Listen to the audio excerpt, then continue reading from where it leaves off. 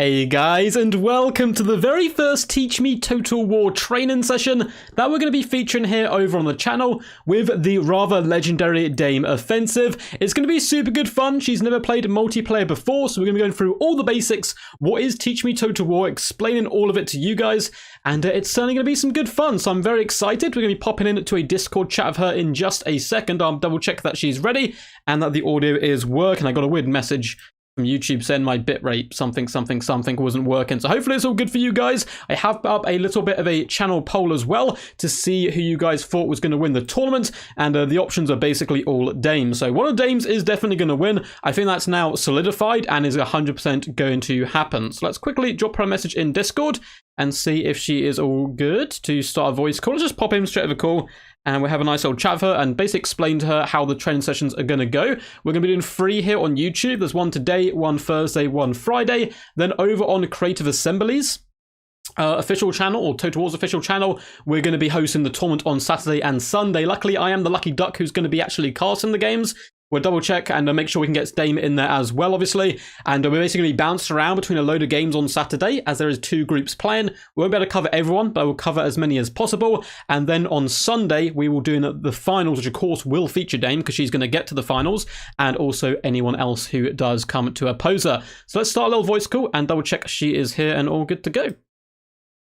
So guys, be kind, or I will attack you as well. This is our very first game. Hello? Hi. Hey, how's it going? All right, how are you? I'm not too bad. How are you feeling? A bit nervous. A little bit nervous? Yeah. Yeah, no, I've just been watching, I don't know if you know Mercy the Mad. He's just started his training as well. Yeah. And he was petrified, so honestly, it's a little scary hopping in, but you'll be absolutely fine once we get going.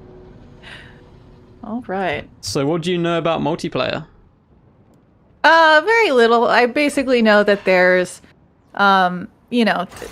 there's a funds allotment. You can purchase, things based on how valuable they are. Mm-hmm. And there are usually rules in place for how many of a type of unit can be there. And that's about the extent that I'm aware of. That's all you basically need to know. So I don't know if Nathan's told you anything about the tournament or if he got in contact with you at all, but... Not really. Not really? That's cool. That's perfect. So I can also explain to the people kind of at home what the tournament's going to be about. So because there's a lot of people who are going to be playing who have never touched a Total War game before, or people who have just played campaign, you don't have to worry about all the factions. We're only going to be playing with the base factions from Warhammer 1 and 2. So that's, like Empire, Vampire Counts, Greenskins, Dwarfs, Lizardmen, Skaven, and whoever the other 2 are, High Elves and Dark Elves. As well as anything that's free. So we don't get to use any DLC stuff. So you can't use any DLC units, can't use any Regiment of Renown or anything. It's just whatever's free and with the base game basically. So we're a little limited on what we can bring, but that's kind of good because you can, there's kind of less to teach you and less to take in.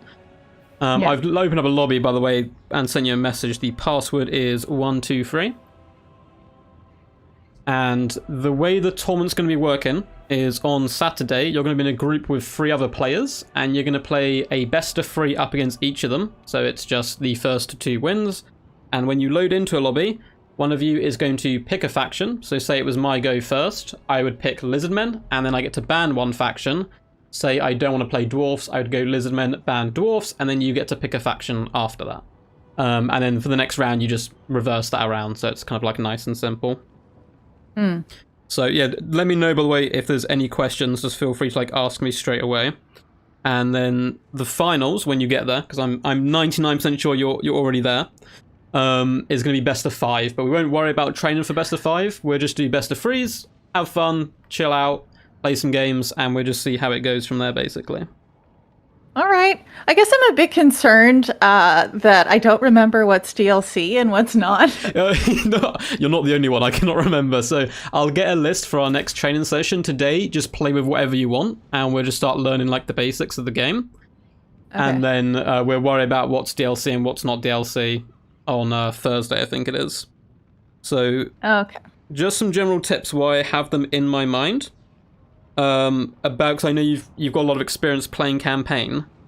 Mm-hmm. The main stuff I remember from campaign that doesn't really transition well into multiplayer is your lords and heroes are very powerful, but they're nowhere near as powerful as they are in campaign because you haven't buffed them up with stuff. So I was watching Mercy the Mad play, and he was kind of like chucking lords and stuff into armies, which you can't really do, unfortunately. Yeah. And on your spellcasters, only ever take between 1 to 3 spells, because you don't have enough Winds of Magic to use up all those spells, basically. Yeah. Yeah, so the overall plan from between now to the weekend is we can have a little discussion in just a second on what factions you want to play and which ones you don't want to play. Then we can play some games, maybe watch some replays to see what you think went well, what you think didn't go good, and if you're ready at the end of this session, I'm going to set you up to play against either someone from my chat or just some random player and see how you go from there. And by hopefully Saturday, I'm going to teach you 2 kind of basic tactics that you can use in multiplayer that I think if you learn, you're going to be absolutely, like, perfectly fine for the tournament. So how does that sound? Sounds good. Yeah? Cool. So, out of the factions that we can play, do you have any, like, preference? Skaven's probably up there. Mm-hmm. I'm trying to think of base game units. Oh, for sure. Wait, so no wood elves, right? Or wood elves? No wood elves, sadly. So it's there's 9 factions overall. So the base ones from game 1 and 2, and then Bretonia because they're free. So it'd probably be Skaven, Lizardmen. Oh, yes, Lizardmen. Good choice. Good choice. And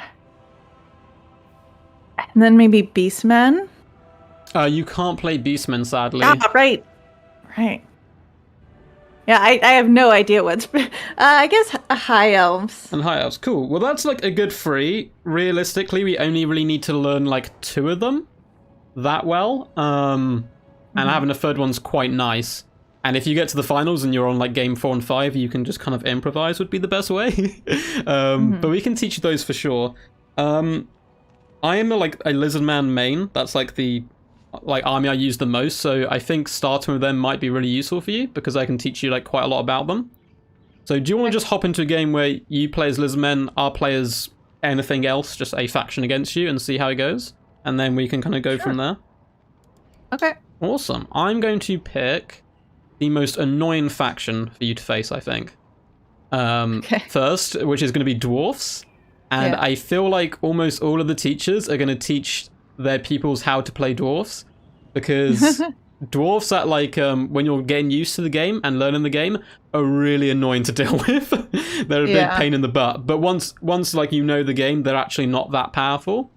But I'll bring them up first and just we can have a little go and see how it plays out. All right.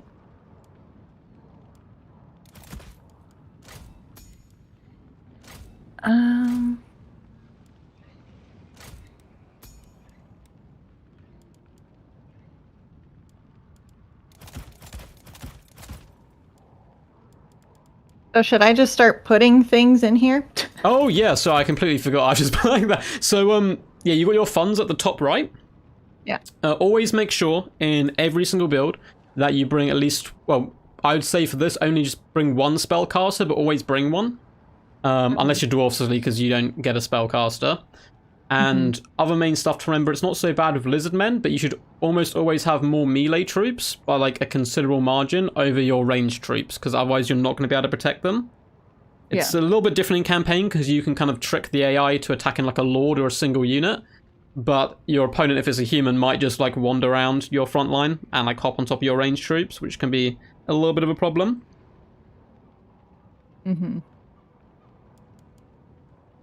Yeah, Awesome Rhino in chat knows what's up. He's saying everyone is secretly a Lizardman main. How did you get into playing Total War in the first place, by the way? My boyfriend told me I would probably like it. And it worked? Not for a while, but eventually I got there. Yeah. What would you enjoy the most about it?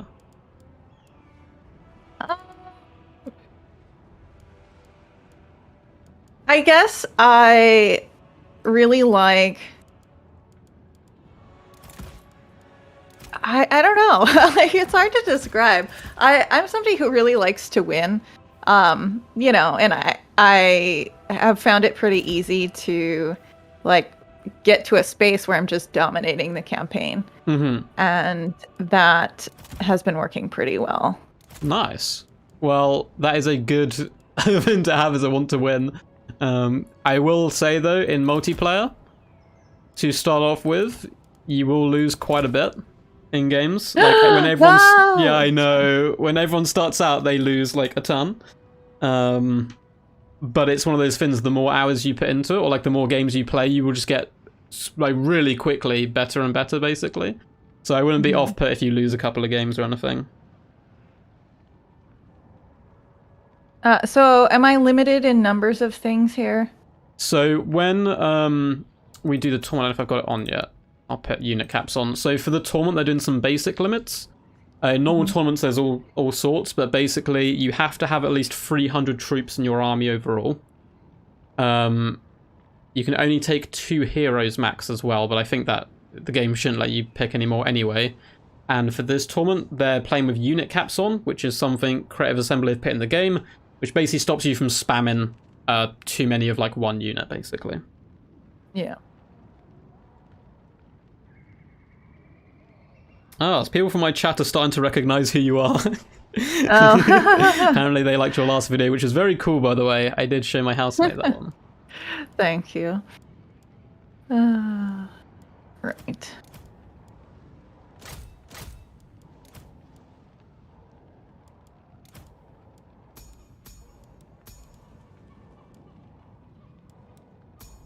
Oh, I'm ready to rumble whenever you are.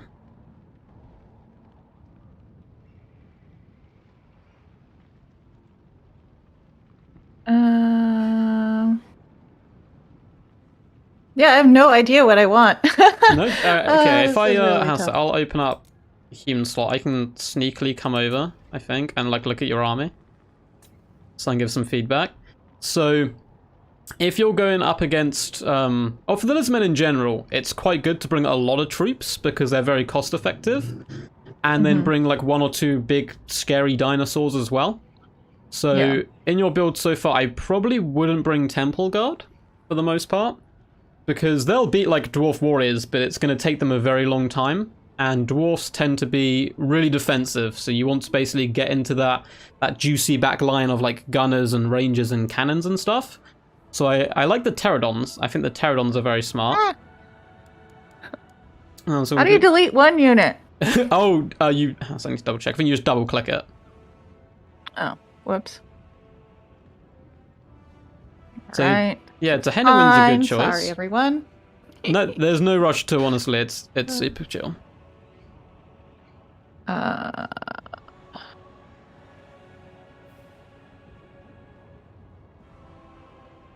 don't think I can see what... Do you know what spells you've brought on to Henowin?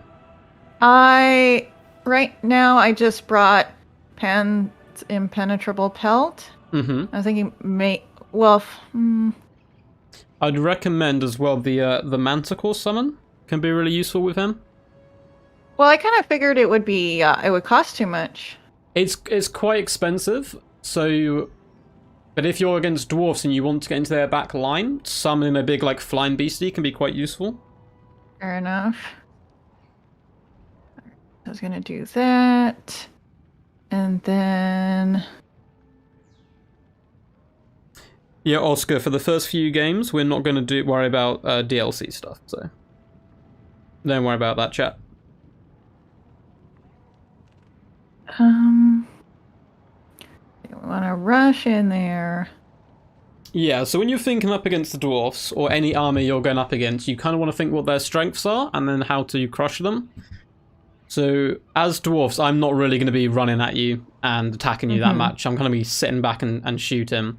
So, as Lizardmen, I really like the Pterodon pick here, because you can hop into my back line, they can drop ROPs, and all that kind of cool stuff. But you probably want to go really aggressive and swarm me. So, I would bring something like 3 to 4... you're not going to be able to bring them in the actual tournament, but I won't worry about it for now. But bring like 3 to 4 red-crested skinks, and like 3 Saurus warriors as like a main battle line. And that can be what you use to push forward. And then you can bring like a couple of heavy hitters to support them. What about Stalkers as the damage dealers? Stalkers can do okay. They're better against lightly armored stuff, I found. Hmm. Okay. Yeah, so there you've got like is the startings of like a nice front line with the Saurus warriors. Oh, that's a good pick as well. Razordons are nice.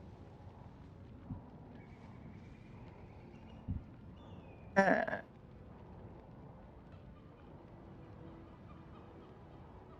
guess they're dwarves, so they're pretty slow, aren't they? Yeah, so you've already got like the startings of a really nasty build actually, where you can kind of skirmish against the dwarves. Mm-hmm. So you can kind of try to pick them apart. It is quite micro-intensive, but it is certainly a good tactic as well. The one thing I would say you probably need now is you have a bit of a front line. You probably want to go a couple more troops, even if they're just cheap ones, like red-crested skinks or skink cohorts, just to make your battle line a little bit wider, like the front. And then if you've got any money left, go for something that's a bit armor-piercing. So maybe some of the cavalry or some of the big monsters. Feral stegodons are very good for their price.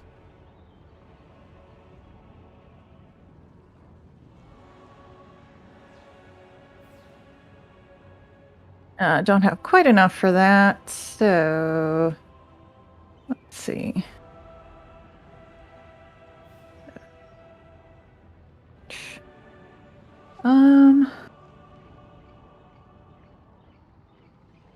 I guess I could get horned ones and then cancel.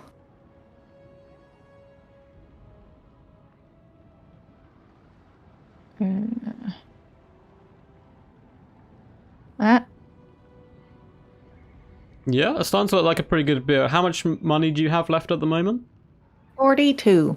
42. You can just add some chevrons on if you're quite happy with the build. So if you click on a unit at the bottom left of like the middle panel, you can increase rank, which is just the same as a campaign, but you have to pay money to do it, unfortunately. All right. Yeah, you happy with the build? I think so. Awesome. For some reason it won't let me switch back. Oh, there we go. Now I'm jumping all over the place. Cool, well, good luck. We'll hop into the first game and see how it goes, and then I can give some feedback afterwards and just yell questions at me all day. Just yell them if you ever have them. Sounds good.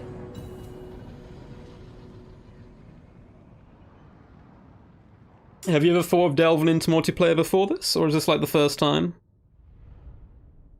This is the first time. I don't know. Like, I am aware that people are better at this than computers, and I don't want to test myself against way better opponents in general.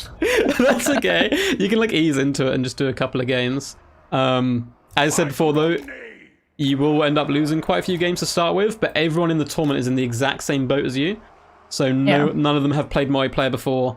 I might try and get a couple of people from the other group maybe to play against you before the start of the tournament as well. Just that probably make you feel a little bit more confident as well. But really don't worry about losses.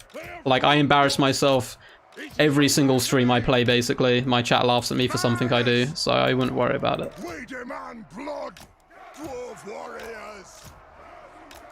Our fire undimmed!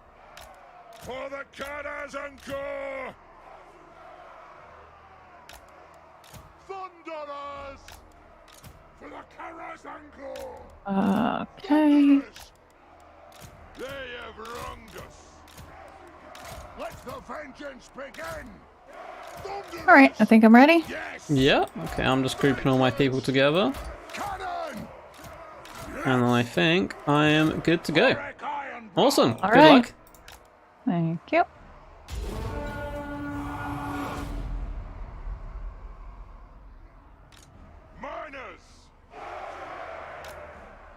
Yeah, good little tip as well at the start of a battle is just very quickly, because you're so far away the fighting won't have started yet, just very quickly go over your opponent's army and try and figure out what they have that can hurt you. So if you look at this dwarf build, I have a load of miners, they're not going to do too much, But they have a load of gunners, so your main priority Yeah. is basically to kill those guns as quickly as possible. I love the very sneaky Slayers! Vanguard as well. Moving out! I'm a big fan of that. Charge! Cannon! Move to attack! Thunderers!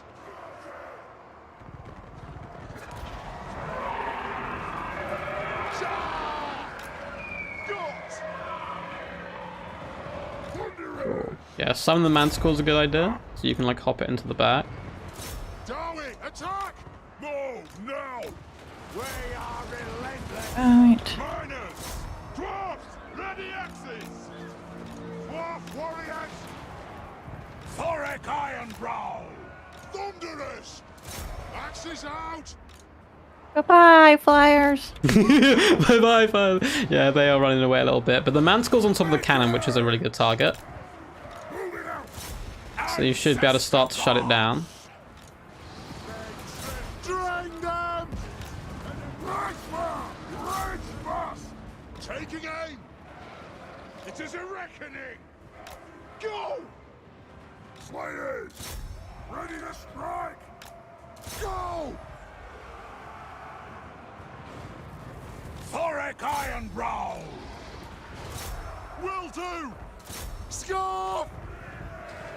Slay the Oathbreakers! Yes, Lord! Slayers! Bring them! We demand blood! Charge! Miners! Dwarves! Ready axes! Casting Start the putting rune! some runes. The anvil's might! Thunderers! On the way! Dwarf warriors! Right. Thunderers! Attack the axe! Ready to strike! Off we go! Yeah, you're doing a good job with your pterodons because they don't do that much damage from range, but if you can bomb drop thunderers when they're ice edge like that, that's a really good way of shutting them down. Miners! Aye! Yes! Not shame your the clans unite! Drain the axe! Charge! Aye! Castle! Plow through! Miners! The dwarf aggressions is wicked in chat indeed. Blow out! They have wronged us! Plow through! Valea, bless our aim! Sway everything without a beard! For the high Okay, you have already done way better than I did on my first game. Because on my first game I completely forgot magic, so you've used both your Nice. manticore summons, that's really good. Attack the ox! Thoric Ironbrow! Okay. Kill Urks! Aye! Right! Let the vengeance begin! Reach fast! Aye, as you command! Dwarf warriors! Attack the Urks! Thoric Ironbrow! Ready to serve! Slayers! Dwarves! Ready axes! Yes, Lord! Kill Urks! Move now! Just as a heads up, chat, I'm not going to be speaking too much for these first few games, just to give Dame a chance to soak in all the multiplayer stuff, but I haven't forgotten you, don't worry. We'll see a lot of people in chat. Cannon! Okay. Anad! Kazoo! Move to attack! Miners! You go there. Yes! Yes! Range far! Range fast! Thunderers! Yes, yes! Strike out! Range far! Range fast! Axes out! And... Dwarves, ready axes! Dwarf warriors! We stay put! Cannon! Fight! Vengeance!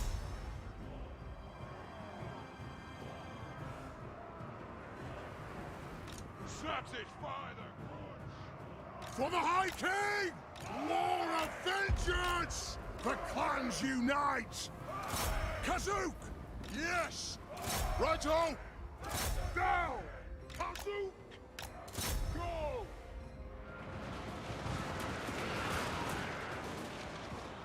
Cannon! Dwarves, ready axes! Nothing can stop us! Attack the Elves! Let the vengeance begin! Roar of vengeance! Dwarves, ready axes! Kill them! Yes! Oh no, Tenwin's broken, he's running. He's running. Hi, buddy. Cannon! I love to see him on the Ripidactyl Rider. I haven't seen that too much in a long time. He's actually pretty good there. He did a decent job. Yeah, he's pretty strong on the Ripidactyl, I've noticed. Attack! Dwarf warriors, we're the ancestors! Very well! Pull out! Slayers! Fight! All right. Cannon! Kill them! Fight! Wild brute! Strike out! Miners! Yes! Understood, Lord! Considering you chose a quite difficult like style of play for your first game, which is kind of like skirmish. A lot of new players like to sit back in like a box and stuff. You did a really good job of like micro and everything, which is a good sign. Like you've not really forgotten about any of your units for too long, which I see a lot of newer players do. No. I'm afraid the dwarfs will get you though this one. But well played. Well played. So how did you find it? How stressful was that? That was fine. Mm-hmm.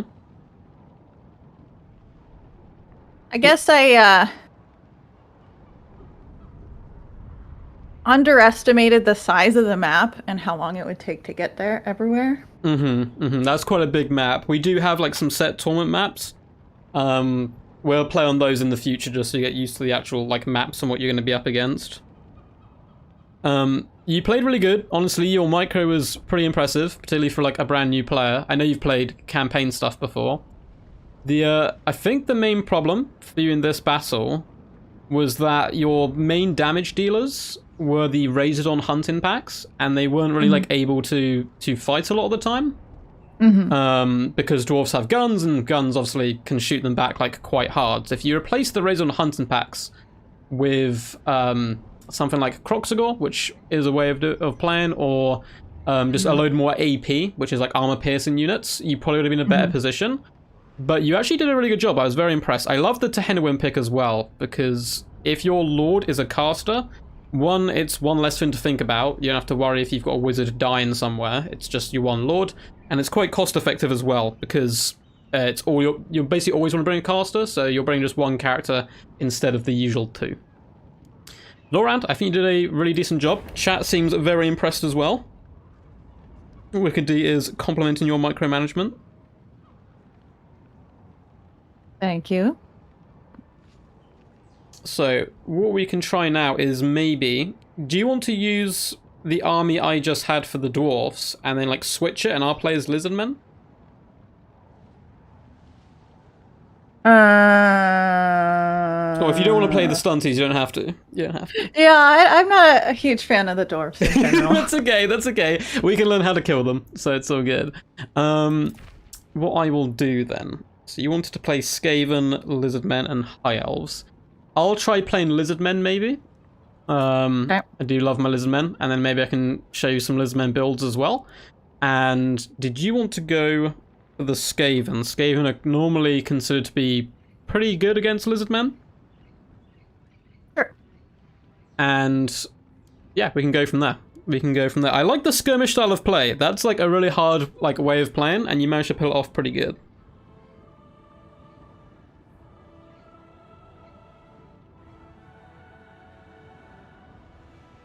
I'm just very quickly going to mute you so I can like say hello to chat because I keep getting questions. But I'll be back in 2 seconds. That's fine. Yo, chat. What's up, Mr. Right Face, the legendary god of ducks himself? Hope you're all good, champ. Hope you're all good. Hope you're well today, bud. And I hope that your YouTube channel is doing good. What's up, Matthew? What's up, Wicked D? What's up, Davina? We have so many people in here. Sorry, guys. This is going to be a stream where I ignore chat quite a bit. I'm still going to be taking on your advice, of course.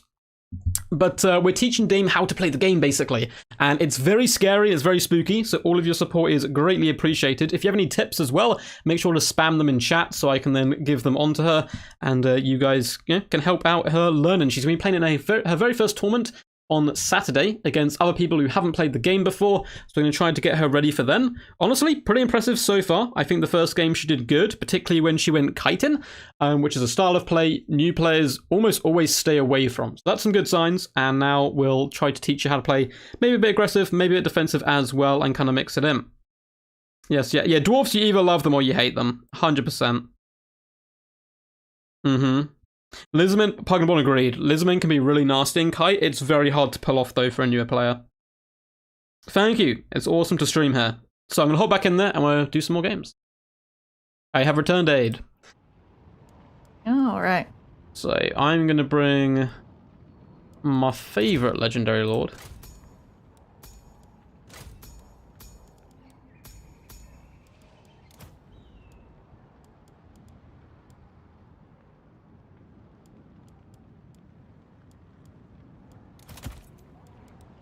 And I'm going to copy you as well, actually. I'm going to bring a manticore. Right.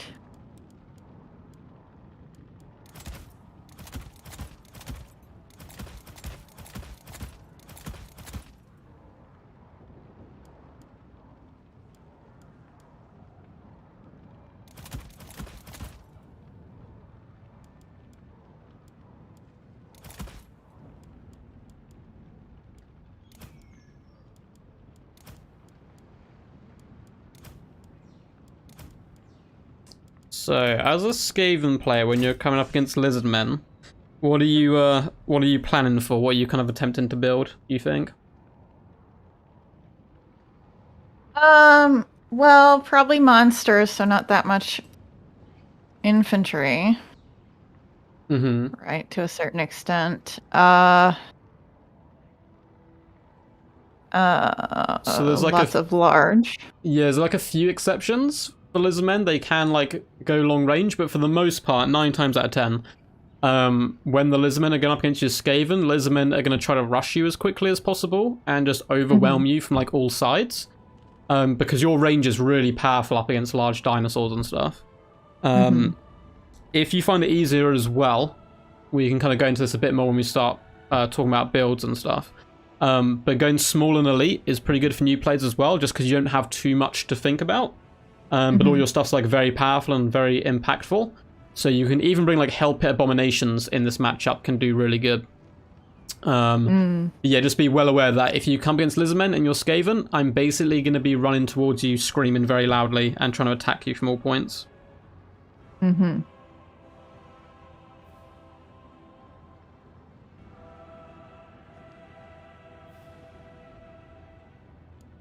So I'm going to pop over and just check your build again quickly. Ooh. Oh, hell yeah, this build looks cool. This looks very cool. What could I do?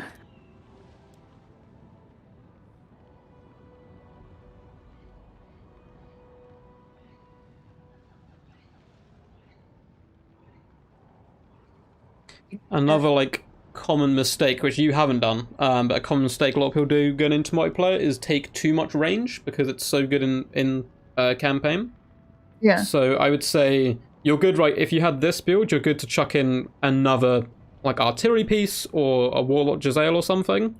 But if you wanted much more range than that, you'd probably have to invest in some cheap Skaven slaves or something just to bog down your enemy on the approach. Mm-hmm.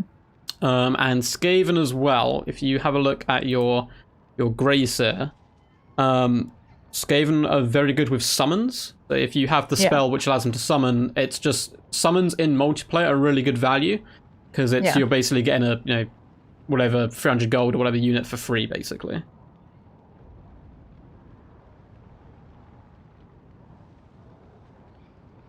All right, I guess I can give it a shot. Yeah, sweet, sweet.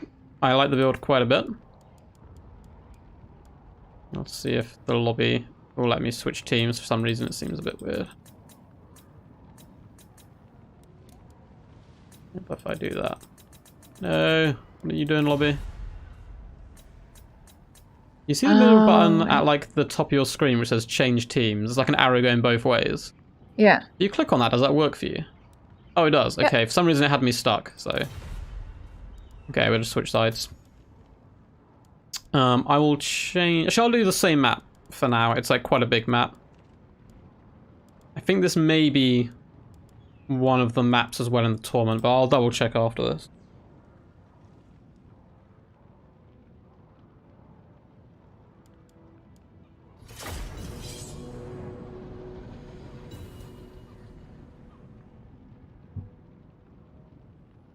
I was trying to build this without DLC units, but then I remembered the poison wind mortars are very sad. Don't worry about that yet. We'll hop into that probably on like the next training session. We'll go through.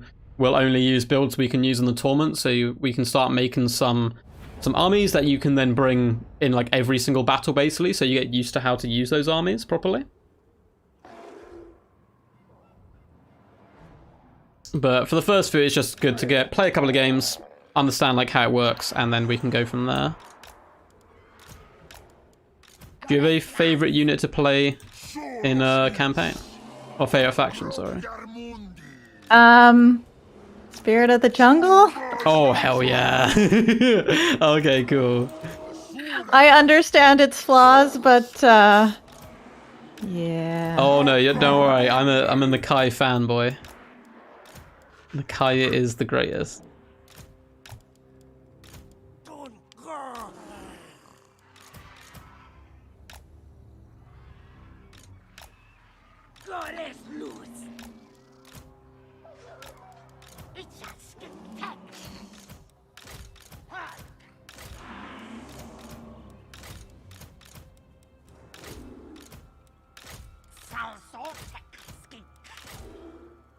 Have you ever heard of a YouTuber called Zerkovich? Yes. Cool. He does a load of really good tutorials, by the way, for brand new players into multiplayer as well. I'll find some that I can like recommend and then link send them to you in Discord. Great. Which also might be quite helpful. Oh, I am good to go when you are. Okay.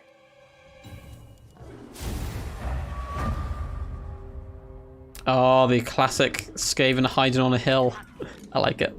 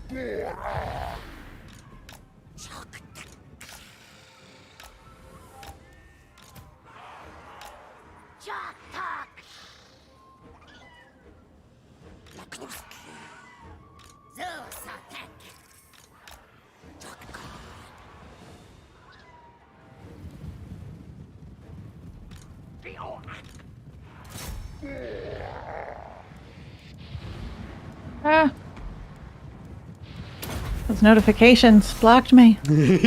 Oh no. Okay. Let's run around here.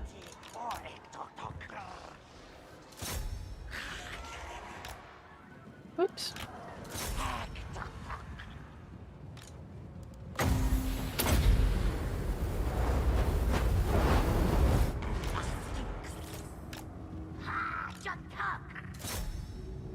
Hi, Doom Wheel.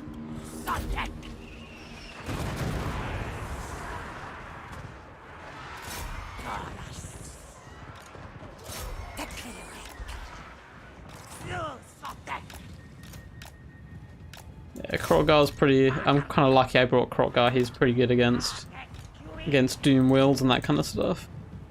Yeah, just a little bit faster.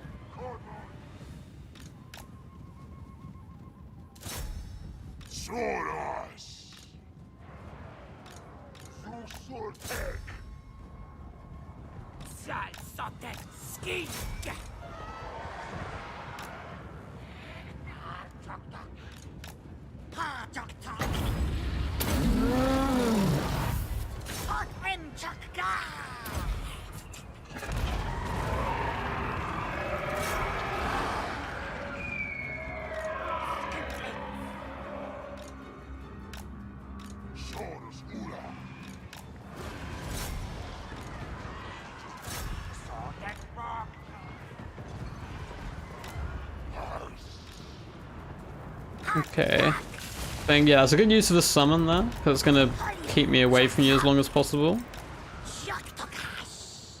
And kind of buy you some time to do some work with your skirmishers and your mortars.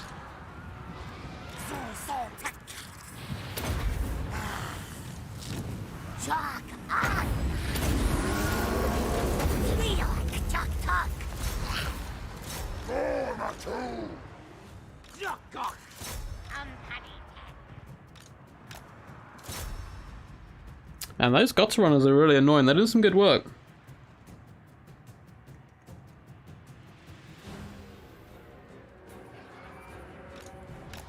No, Gary. You're doing some nice work on the Bastildon as well.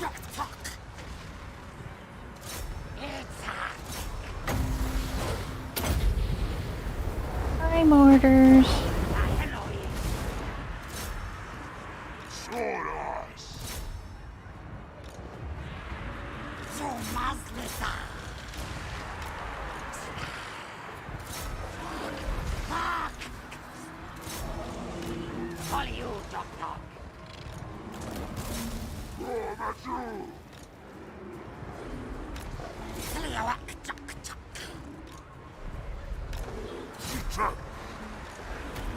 Should we run? Please?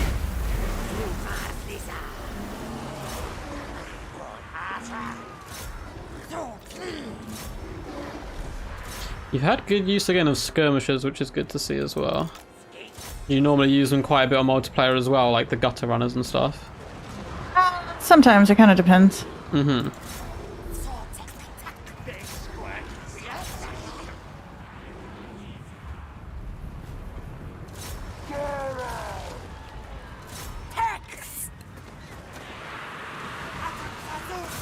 Run away, buddy! I'm trying to hunt him down, but he's a squirrely little one. He keeps running away. Let's try and hop on him. Yeah, it's done. Yeah, the problem with Skaven, I think, is they don't have the best leadership. So if you're quite near a board edge, as soon as your units start running away, yeah, they run straight off instead of kind of like sticking around. But it was still a good effort. I did quite like the build, and obviously taking the high ground's quite smart. I think just being less close to the edge of the board obviously would have helped a lot. Yeah. Well, I just didn't really see another. Everything was so flat, you know. Yeah, yeah. A lot of the maps, unfortunately. Actually, I think a few of them do have hills in, but a lot of them are quite like open and wide.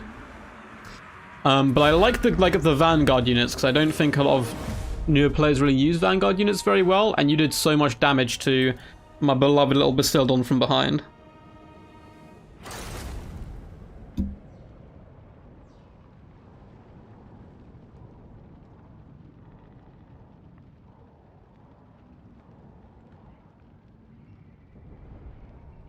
Cool, just looking through the damage down to see what did the value. Yeah, using something like a Doom Wheel as well to go ahead of your army so you can just micromanage it is really smart as well. It was just a little unfortunate when you see Krotgar, you can't really mess with like a giant angry dinosaur, you know? Yeah. What's up, Sedaine? Welcome to the stream. Ghostly from my chat is asking, what's your favourite faction? Spirit of the Jungle. Spear of the Jungle. It's so cute. It's so cool. It's so cool. So, what might be best then is if we just like stick on Lizardmen for a while. Yeah. If they're your like favorite faction and go to, and then we'll just do a couple of games of you playing as Lizardmen. Now that you've seen me like kind of use them a little bit as well. So I think the best thing to do with the Dino Boys in general is like in that match there, I had a load of Skinks and a load of Saurus, and I think I had 4 Skinks and 4 Saurus. That's like quite a nice front line. And then from that point onwards, just add in a couple of big dinosaurs.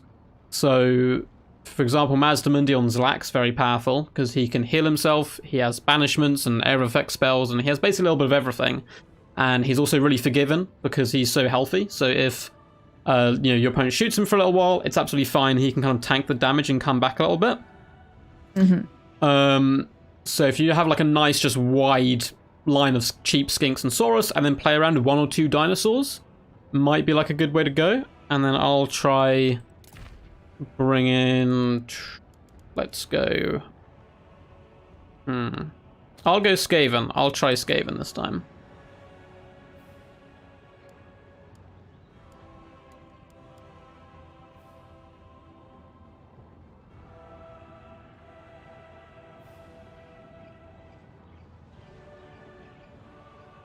Pugnaborn, yeah, feel free to give advice as well, bud.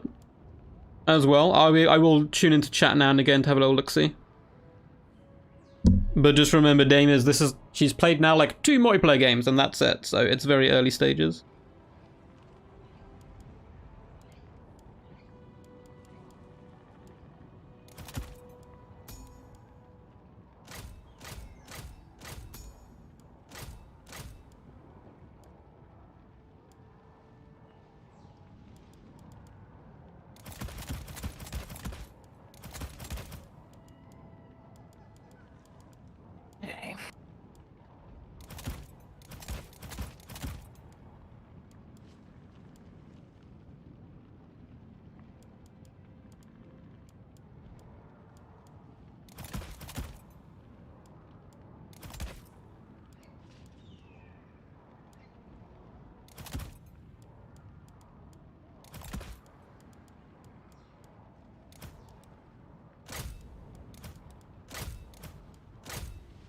Let's see. Yeah, so once again, like, up against, when you, like, think of Skaven and Dwarfs, for the most part, have a load of, like, long-range weapons and aren't the best in melee, so as Lizmen, you just want to close the distance super quickly and, like, swarm them as much as possible.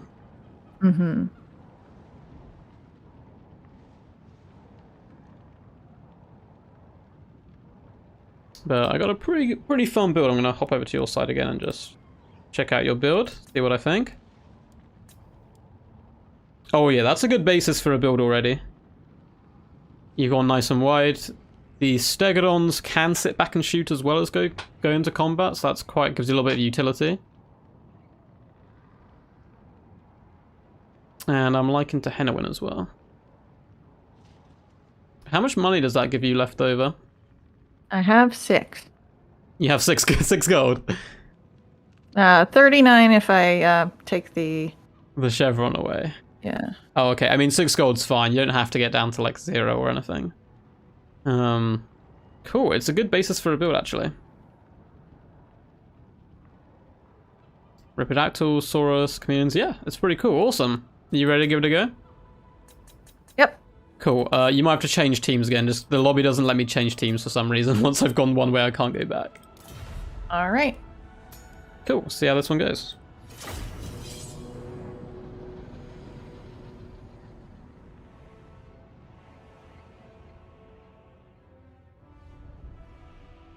Oh, I forgot to take spells off to Henwin. That's what happened. Oh, that's why it's expensive. No worries. I still do that now and again. It's fine. But yeah, normally between 1 to 3 is probably the most cost effective, or like just 1 or 2. Yeah, I looked at the first page with the mount, and then that was it. Nah, that's all good. It's all good. Lord Skrull! What fire thrower? Now, ready, now! Warp fire thrower! So, do you know what you're going to do yet with your winnings for the tournament? I don't have high expectations there. Oh, I really okay. don't. No? Okay. No. Feel like that's going to change soon, but... All right, I'm ready. Poisoned wind mortar. Oh, I am just about ready as well. Counter command. Poisoned wind mortar. Boom, good to go. So good luck. Hope you do good. Thank you. Poisoned wind mortar. Stab, stab. Skaven slaves. I'm agreed. It shall be done. Our tale yours. Horned ones will. Ready, ready. Attack. Suffer the clean. Yes, yes, yes! Swiftly, deadly. What fire thrower? Cool, so you've gotten rid of the mortars super quickly, which is very smart. It did cost you the riders, though. Storm the vermin. Ready, ready. But getting the mortars off nice and early is very good.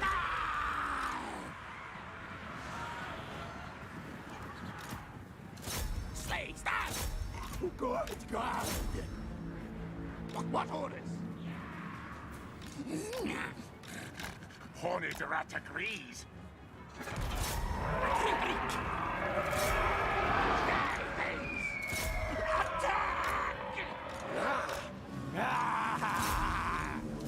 Slay, stabber.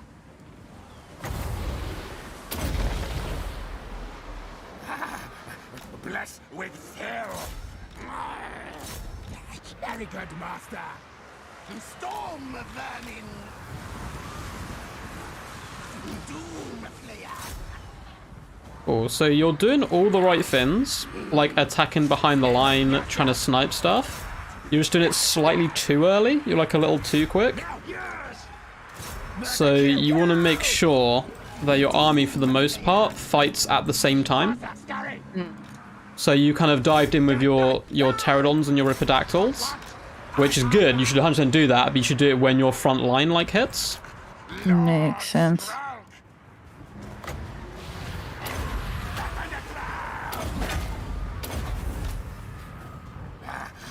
Plague cast. More scurry, yes. Clan rats. This way, fool. Whoops. Vermin tide comes. We fight, attack. Yeah! Quick, quick. All die. Alright. Retreat. Alright, get out, boys. Pestilence abound. Upon rats. Clan rats. Yeah. Scurry race. Attack. Charge. Council's command.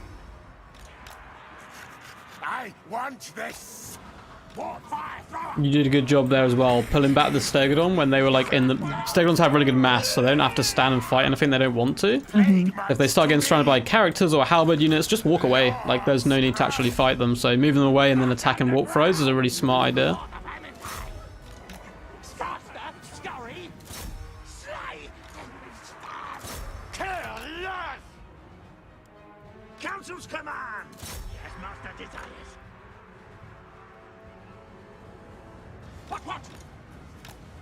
Quick, quick! To the vermin tide! Skaven slaves! Die, die, die!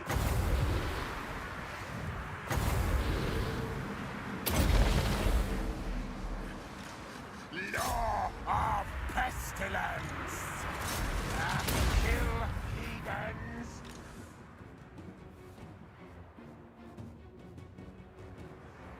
Our tale's yours! Die, die, Clan rats!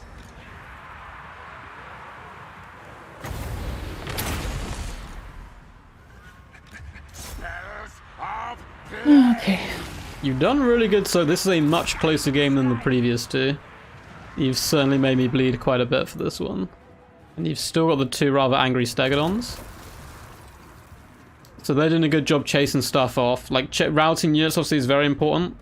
And you've got one Warfire gone already, and then one more soon. Then you can bring back those angry dinosaurs and start running over my little rats. Oops.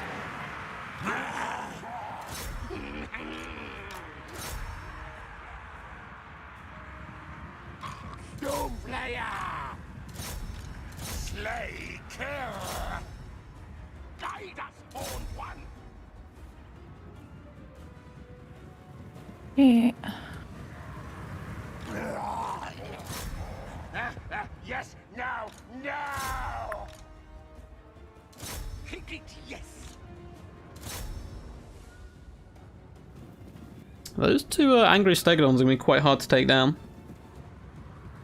They're looking rather menacing. Them! Die! Die! Yes, yes! Die! Die! Lord Skrout! Fight!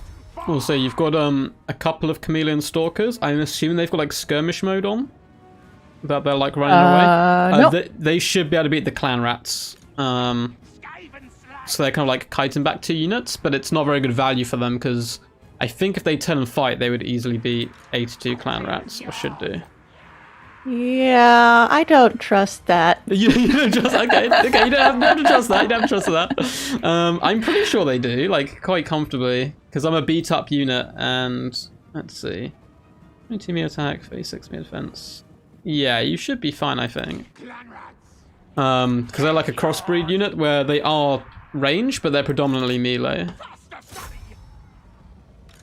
I am Skralk.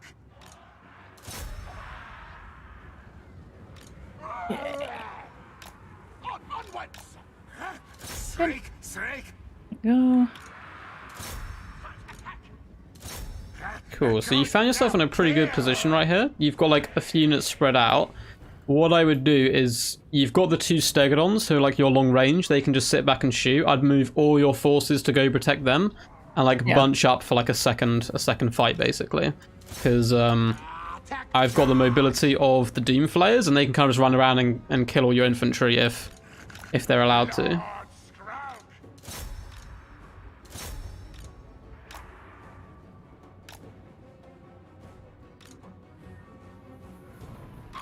Doomslayer! Stab! Rakatai! I'm now ready. Great Anaka! Fight! Lord Skrout!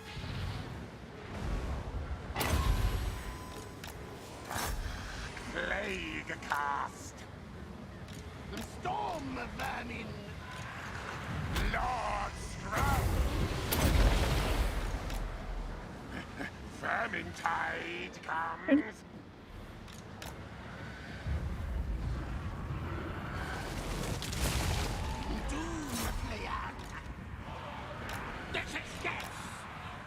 Oh, is that what I think it is? Is that? Oh, that is nasty.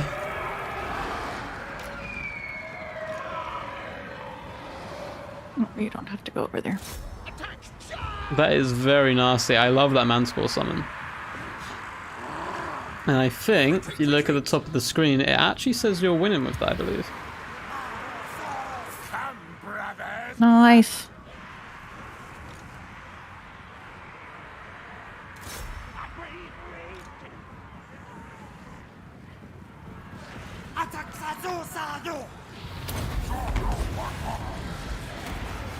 Law of pestilence. Oops.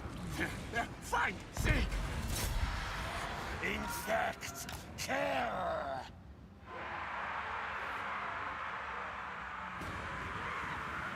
Clan rats, Geiger.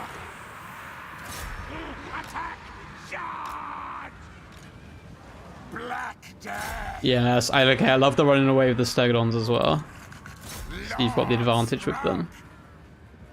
Skaven, yes, The only thing to make sure is in the tournament rules we're doing, you always have to be attacking somewhere, which you are because you've got the chameleon stalkers on the other side of the battlefield, like chasing down clan rats.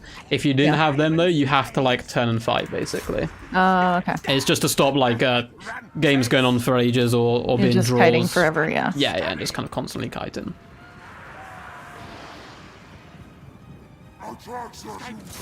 yes.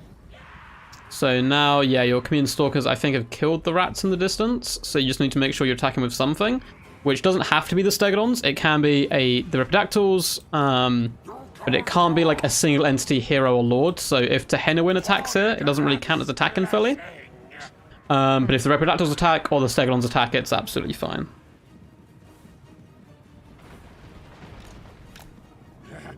Moving, chasing, suffer the clean.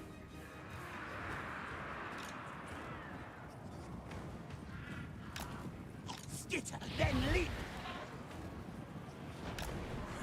Clan advance.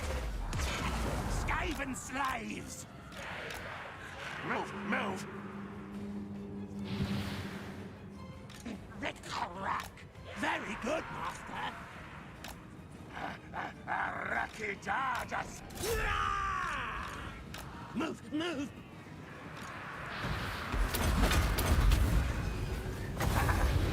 Bless with Phil! Lord Skrulk! I am Skrulk! Nice little cheeky snipe attack, and you went out as well afterwards, which is good. So, like, you can cycle charge like that, you kind of hit and then run away before they actually do any damage back to you. Lord Skrulk!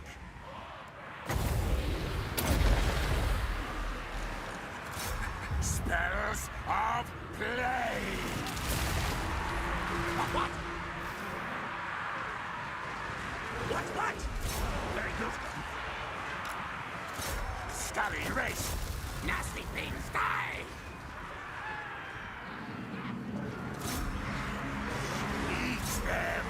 So yeah, if I was you now, you gotta be a bit careful because there's a lot of halberds around, but if you can kill Lord Skroak, you win this game.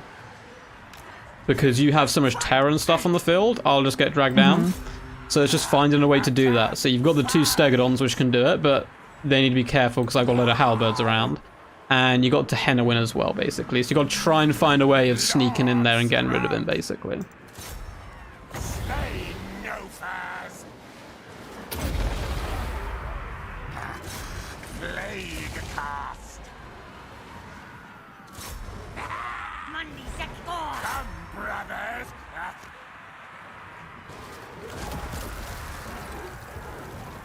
Oh, buddy. No. He's done so good as well, but he's... I don't know if he... You should, I think, be able to save him here, because he should be able to outrun me. You're doing a good job with your flies as well, chasing off routing units, which is really smart, so they don't come back. Particularly because you're shooting the entire time you're doing this, so you're just gaining value. Kill!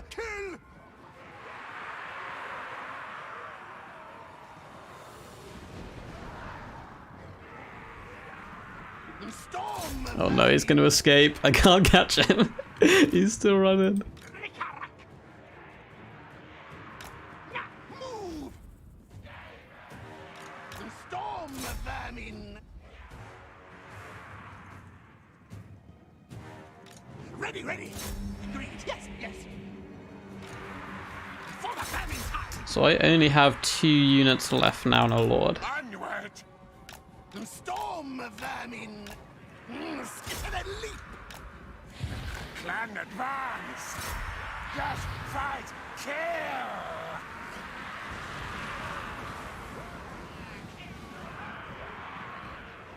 Council's command!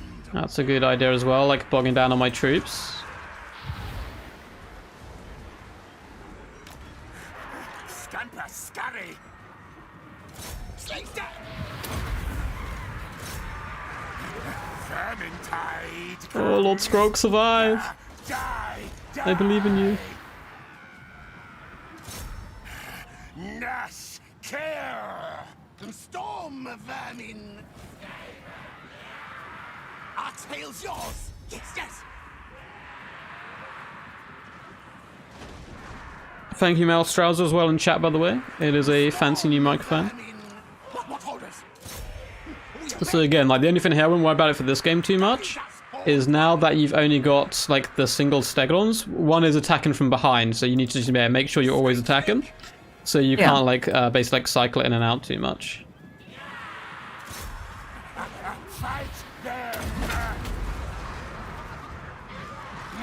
And I think you've got it. I don't think Lord Scroll can hold on too much longer.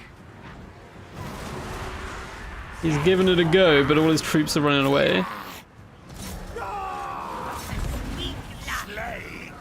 Yes, lovely use of the curse as well to nuclear stats. See, sometimes having all your spells is useful because you have so much flexibility. Yeah.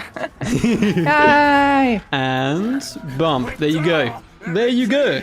It's as easy as that.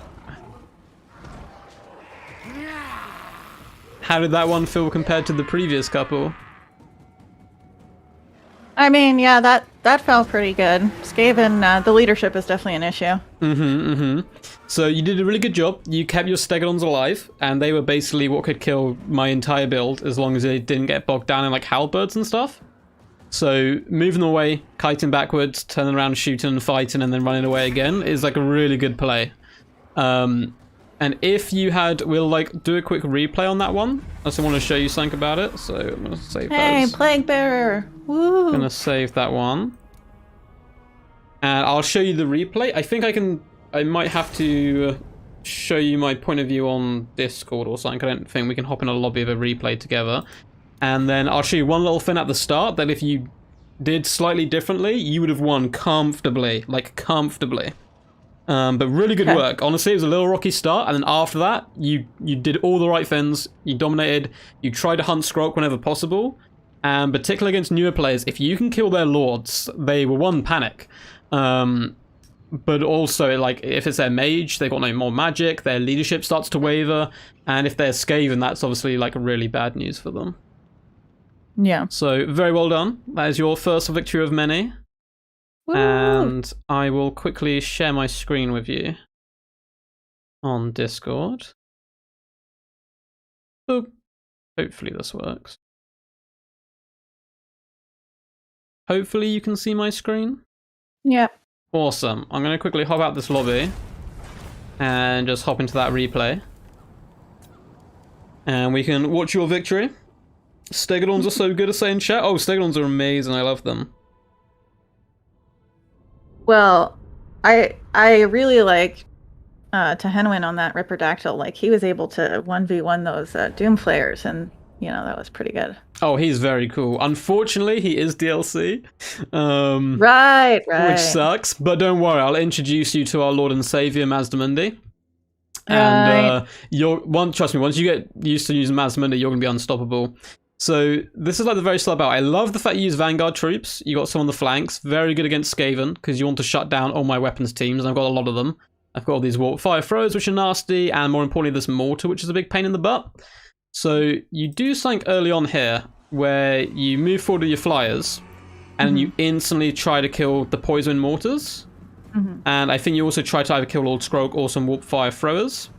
This is brilliant. This is exactly what you should do, but if you did this when your actual army was like on top of me, if you do it at the same time, I can't respond and stop this, because I think you do actually kill the mortars, which is quite good. But fast forward, you can see I've got like plenty of time. I can turn all my weapon teams to start taking out your very expensive Ripperdactyls, which are a little bit more pricey than some of the units you're taking out as well. And I can move all my Doomflayers forward, I can move my Council Guard back, and it's almost one battle, and then we move on to the actual battle afterwards. But, yeah, if you dive down about now, when your skinks are about to fight, all of a sudden I have like a load more problems to deal with. And also it is also a little note, skinks are way faster than Saurus, so just make sure they fight as one. Because if you have 3 skinks fighting now, there's a load of gaps all of a sudden in this like main battle line, and you can start walking Saurus through there and hopping in. But apart from that, this was really lovely, using the Manticores to go after weapon teams. Also, if your enemy lord is a caster and squishy, just summon a Manticore and get it to go after the caster, because Manticores hit disgustingly hard. They're probably the best monster in multiplayer for how cost-effective they are. So killing Warp Fire Throws is good, but if you had jumped him on Lord Skrulk instead, I have like nothing to protect him very quickly, and you kill my leader. But apart from that, it gets real good. You get super aggressive with the Stegodons moving in, and as you said before, to win like 1v1 in the Doomflays is quite nice as well. And I like my little flank charge. Like, you got 2 units bogging down 4 of mine, which is really good for you, as it's just allowing the Stegodons to get in here and do the work. The one thing here is the Stegodons just don't need to fight up against Storm Vermin and stuff, and you're doing that good here. You just keep moving away, hunt down weapon teams, and if I run over here with a load of Storm Vermin, you can just walk away. I don't have anything that can actually pin you in and catch you. Obviously got like debuffs and stuff, but that was very impressive. Honestly, all the signs from the first 3 games are really good. So I think the only thing for you to kind of focus on before you're like good to go pretty much is just that timing of make sure you attack as an army rather than attacking in like small little clumps, basically. But I liked it. I liked it a lot. So thank you. I will hop out of this one. So there are going to be at some point 2 tactics I want to teach you, so I'm not going to make you learn them all now fully, but I'll give you just a general rundown of what they're going to be. Which is, one's called Flank Overload, which I'm sure you can guess is where, say you have your long line of your Saurus and your Skinks, you put all of your heavy hitters, all of your dinosaurs, all your big scary stuff on one flank, and then when you engage with the enemy, you should be able to smash like half of their army really quickly, and by the time they react, you know, you've already won the battle basically because you've killed half their forces.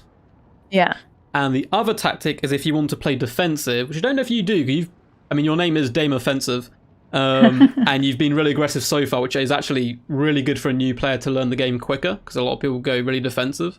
But if you do want to play defensive, there's a strategy called the Onion build, which is a defensive formation, which is way better than kind of going in like a little defensive box, where you have a line after line after line after line of troops, really popular with dwarfs, kind of like we did in the first game, where if you do get into the back line, you shut down 1 unit, but there's like another 3 range units shooting you, and it's really painful.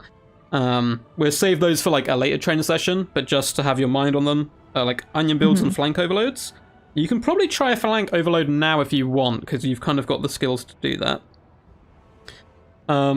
How would you feel about going up against someone from my chat and me watching you play and then giving some feedback as you play? Or will that be too annoying if I'm kind of saying, hey, think about this or think about this like mid-battle?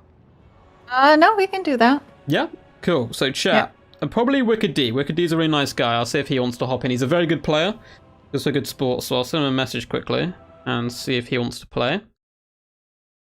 Cool. I will stop streaming that and send him a little message. If not, I'll just pick someone random from chat.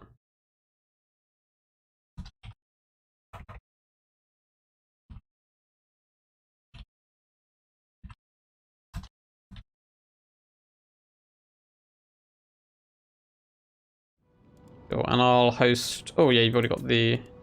I'll host a new lobby actually, just so I can host it as a spectator.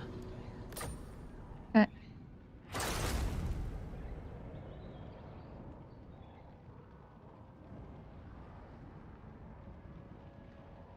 Yes, I think chat's very excited for your victory as well.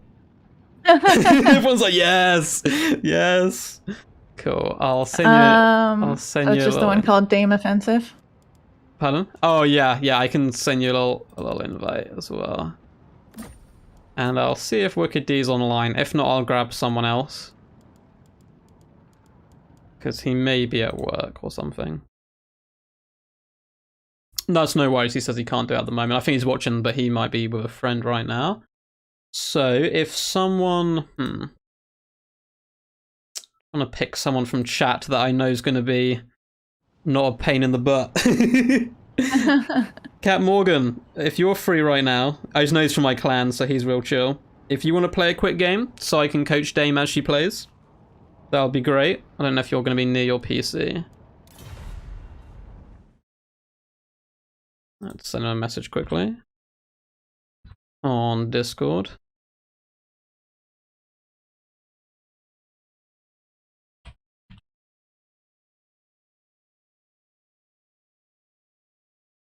Aloys are saying you're nailing it, which is all good. Yeah, honestly, I think everyone's been pretty impressed so far. Oh, I'm glad that's going well so far. That's- Probably just beginner's luck and then the tournament, which is at 5 in the morning I for know, me. I'll I'm just so be sorry. like, I can try and move it back a little bit for you, so you don't have to play in the first few rounds. That's fine. I'm honestly usually awake. It's just a question of if I'm ready to process things. Oh, it looks like Ninja can play. Awesome. So Ninja's gonna hop in the lobby. He may ready up and ready like he might do some strange stuff in the lobby basically where he readies up a load. Don't worry about it. He has like an OCD tick, so he has to press buttons so many times. So don't worry about that. But I'll get him loads in and he can play against you. But you know, you're going to be great in the tournament. Honestly, I was watching everyone else's training sessions as well, and everyone's in the exact same boat as you, apart from your micro is way better, like way better. So once you start to understand the game more and more, you're going to be pretty scary. All right.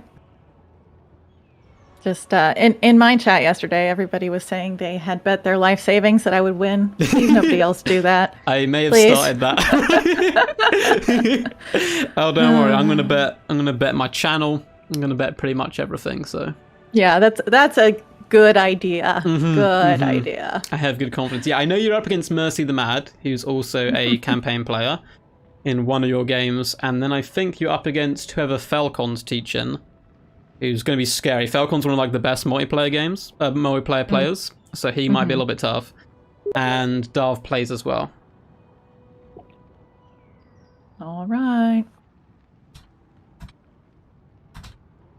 Cool, I think Ninja is hopping in now. You'll shoot him a little invite. I can see he's loading up into the game.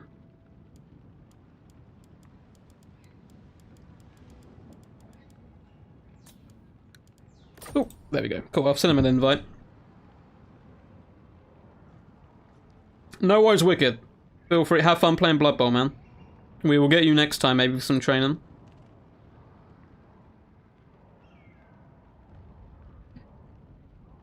You feeling a little bit more confident now after your nice couple of games, first few ones?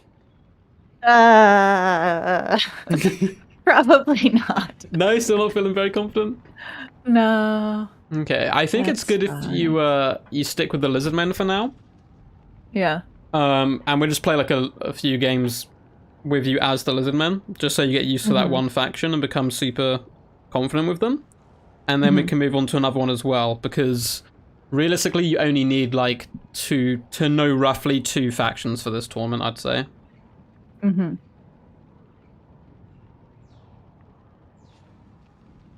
Oh no! Someone from chat's willing to bet their only rubber duck that you're gonna win. Don't do that. Oh, I've instigated this entire tournament so I can set up a gambling ring. Yeah, good. That's a good idea. I mean, you know, gambling is fun. Gambling's great. It's great. Great for all ages. Cool. So if you hop onto Lizardman, I think Ninja will probably play High Elves. Because he does... Ninja's kind of known for loving dragons. It's his jam. Alfarin, I do not have a list of the contestants yet. I know most of them, but not all of them. I know everyone who's... Pretty much everyone who's training. Turin's like a maybe. I don't know if he's still going to be in or not. Yeah, I can do a list. I'll do a list at the end, Alfarin. Just for you.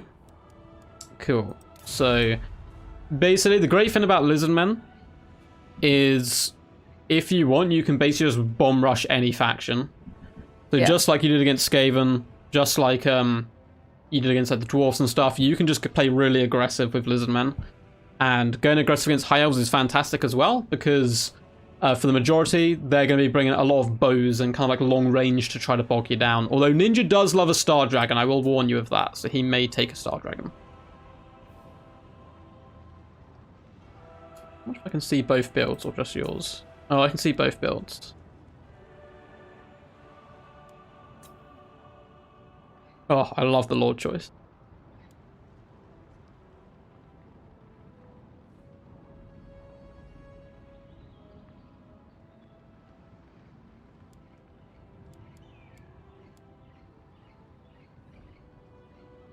Cool. What spells do you have on the Skink Oracle, by the way? I have Harmonic Convergence, Wind Blast, Fireball, and Earthblend. Sweet. They're all good spells. I'd probably drop one. Just because that's quite an expensive, like, I think he's costing you like 2.5k right now because of the amount of spells. I would definitely keep the healing because you got the right idea there. If you've got Krokgar, who I'm assuming's on Grimlock. Yeah. And the Skink Oracle, so you got two like big heavy hitters, so healing's brilliant for them. Maybe just take away the Harmonic Convergence or something.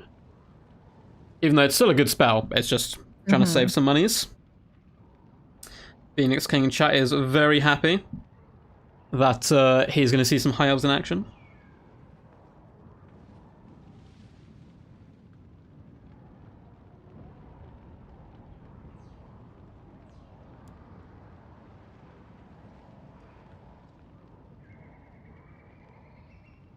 Cool. Builds come along nicely, by the way. I think going with large dinosaurs is going to be really useful as well. You've got 3. High Elves kind of struggle to deal with them. They've got dragons, but Krokgar can slap a dragon if he needs to. And then apart from that, you've gone really nice and wide, which is good.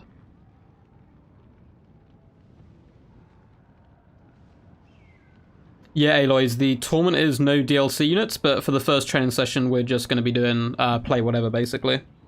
Just getting used to multiplayer. No, I keep forgetting that's a thing. No, don't worry about it at all yet. I'll sort out a list of stuff for the next training session, and we can start actually like designing builds for you, or I'll let you design some builds that you're comfortable with playing, and then we'll do that next time. For now, just play multiplayer games, have fun, and see how it goes.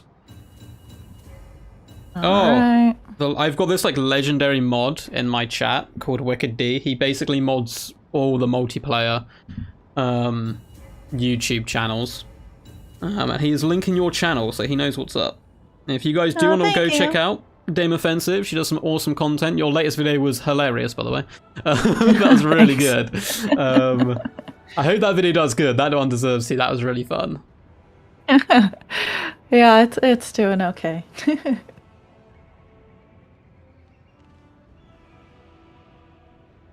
I do have another one planned for when we get a Slanesh reveal, everybody. Yes, if you like that. The hype.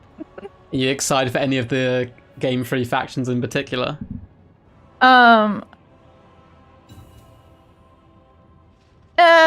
yet. You know, I feel like we have to see all of them, right? Like, it's so hard to tell. Yeah. Yeah, I'm mainly excited for Tzeentch right now, just because, to me at least, they all seem like giant ducks kind of flying into battle, a lot of them. So I'm about that. But also Kislev, just because of bears.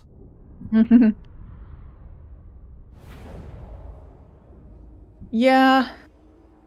I don't know, with all the bonuses, I feel like Khorne might be pretty fun, especially if, you know, they change how the harder battle difficulties affect things. I really hope they do, because I really like campaign. I've done a load of campaigns before, but I can't really do legendary difficulty, because I want to bring all my fun units, and I can't, because they suck in melee.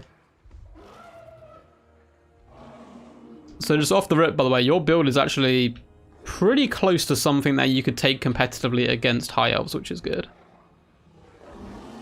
Although my one tip, I'll let you deploy first, like set up your army first, and then I'll give some tips on deployment.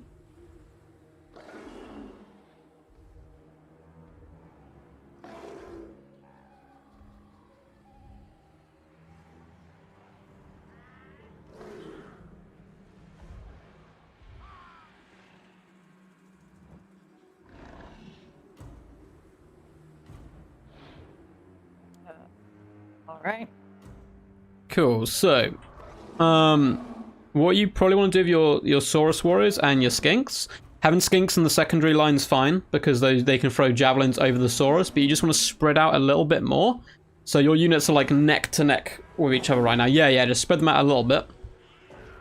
And then I'd actually deploy them, your whole army, a bit more where it was originally in the middle.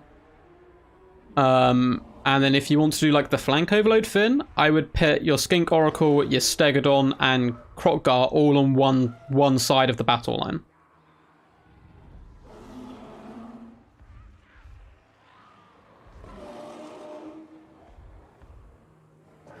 Yes, that's much better. It's just if there's any really nasty spells, they hopefully won't be able to catch as many of your units in one go, and you're a little bit wider, so you might be able to flank your opponent if he has a load of archers and stuff. Mm-hmm.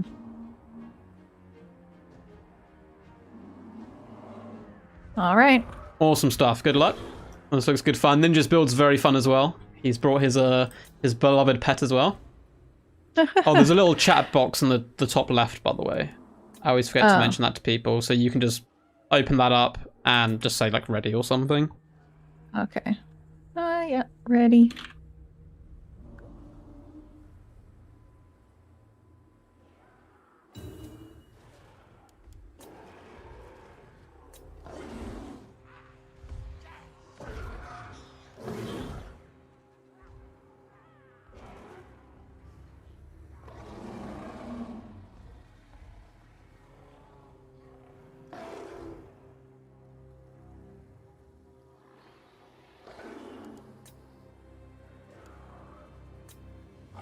Well, I'm excited to see how this goes.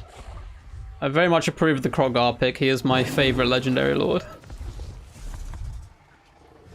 Yeah, of the base too. I think I like him better. Oh, no Hand of the Gods, though. No. I love Hand of the Gods, but it's very risky.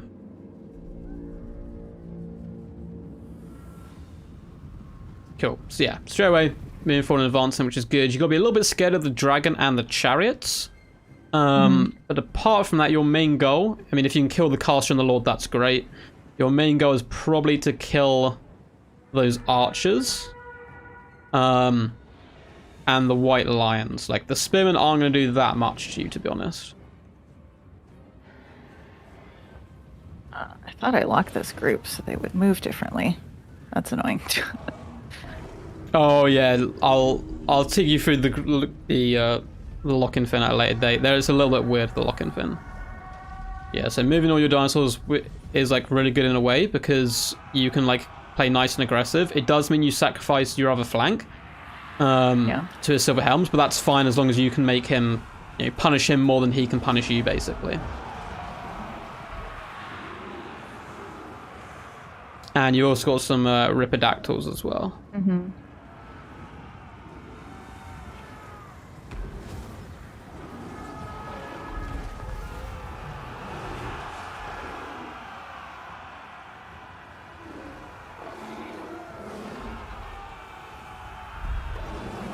Cool, so great work so far. Just like in the previous game, if you don't want to be fighting with Crocodile and like a load of infantry, you can just move him through. He's got enough mass to like pull through if it's not cavalry or something like that.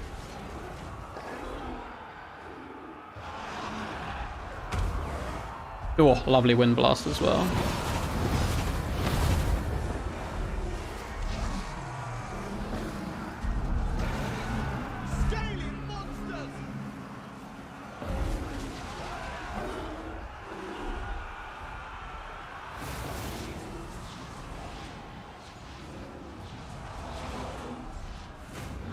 Ooh, you've shut down a lot of the archers. Now his dragon's landed. Ninja's quite a good player, so he's probably going to run away. Yeah, if you ever see the dragon landed, dragons are very squishy, so you can like slap them up quite easily as well.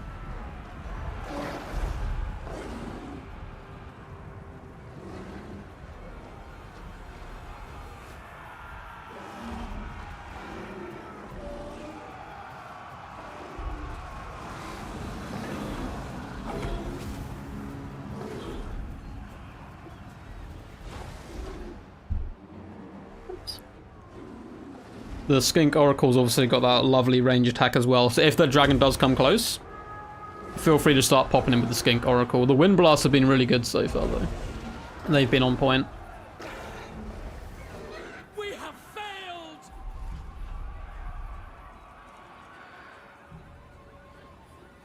Something that's super useful as well in white play is rear attacking and like flank attacking stuff. So if you take your Ripidactyls and like rear attack like white lions, for example, who are like fighting Saurus warriors, you'll do like a load of damage, which is really nice. But yeah, shutting down the archers is great there.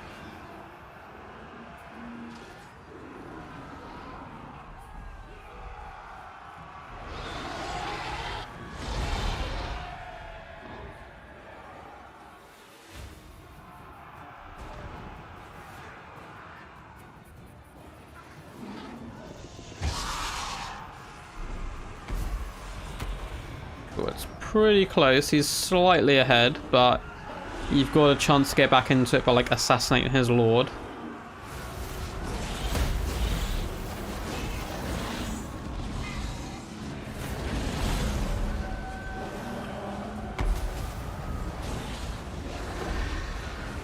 Oh, this is such a close fight between Krogar and the Prince. I think you might just about be winning, because you've got the support of the range, which is nice.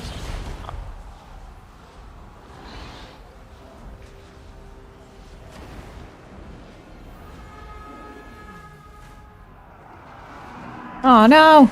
That's so close. Yeah, I think you turned away, and Eunice didn't get hit in the He back. got a hit in there, yeah. Yeah, he got that one hit in there. If you had taken him down, I think you'd have been favourites, because you've got so much terror left, and all his infantry is running right now. The Stegodon is good at range, but if you've only got a few units left, it's probably best moving him to support the Skink Oracle, I would think, in combat. And I think, unfortunately, Krogar's probably going to get chased away by the Prince, which is good play. But that was very close, and you're still in with a shout. The cavalry is a bit problematic. But the majority of his infantry is gone at this point.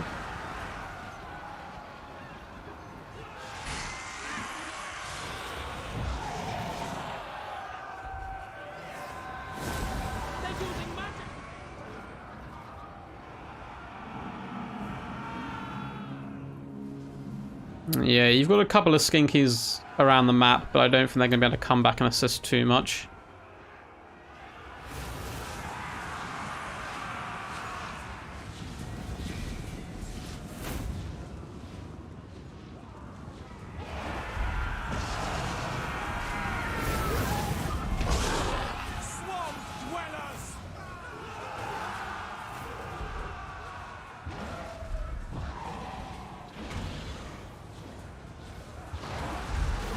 Oh, you're doing so much damage. I just don't know if he's got chariots full health, and the dragon is going to be quite problematic.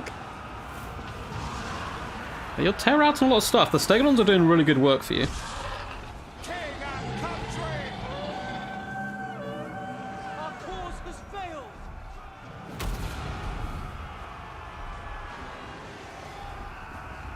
failed! Yeah, I think... Oh, yeah, you need... the Stegodon and the Skink Oracle probably had to fight together just so they didn't get isolated and picked apart. Yeah. But that was very close. Ninja's played now, I think, for like 2 to 3 years, and that is a pretty serious build coming in from him. So I think it was just the only thing that lost you it was Krogar turning away. You were just about, I think, going to kill the Prince, and all of a sudden all these beat up cavalry units, all these beat up units, they just break and run, and then you win the game. So very close, just not quite there.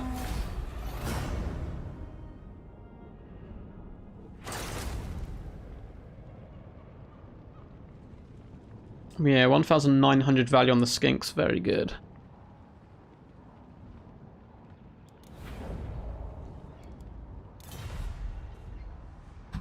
Let's just message Ninja, see if he wants to do one more game.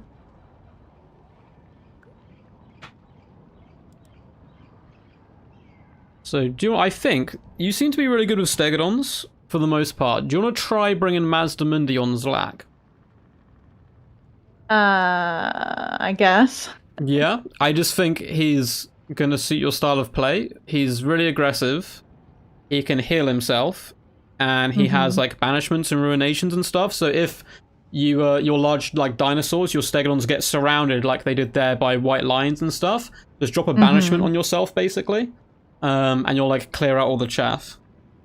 But apart from that, like, you were shining down the range units, you were hunting down the characters, and that's the main stuff you kind of have to do.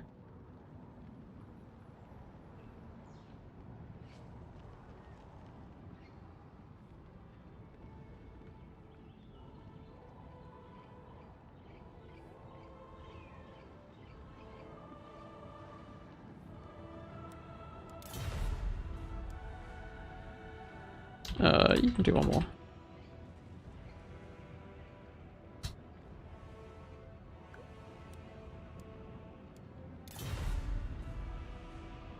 Cool, yeah. So if you stick with Lizardmen, try out Mazdamundi and just see how it goes. If it doesn't go well, we can switch back to like Krogar or to Henowin.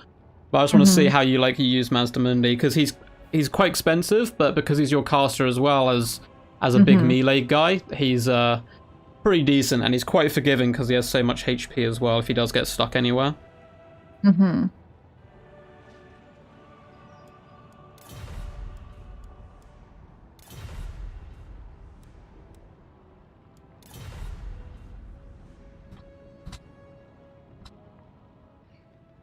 Cool. I'll just ask Ninja to stay as high elf so we can just do kind of like a repeat, but just different builds.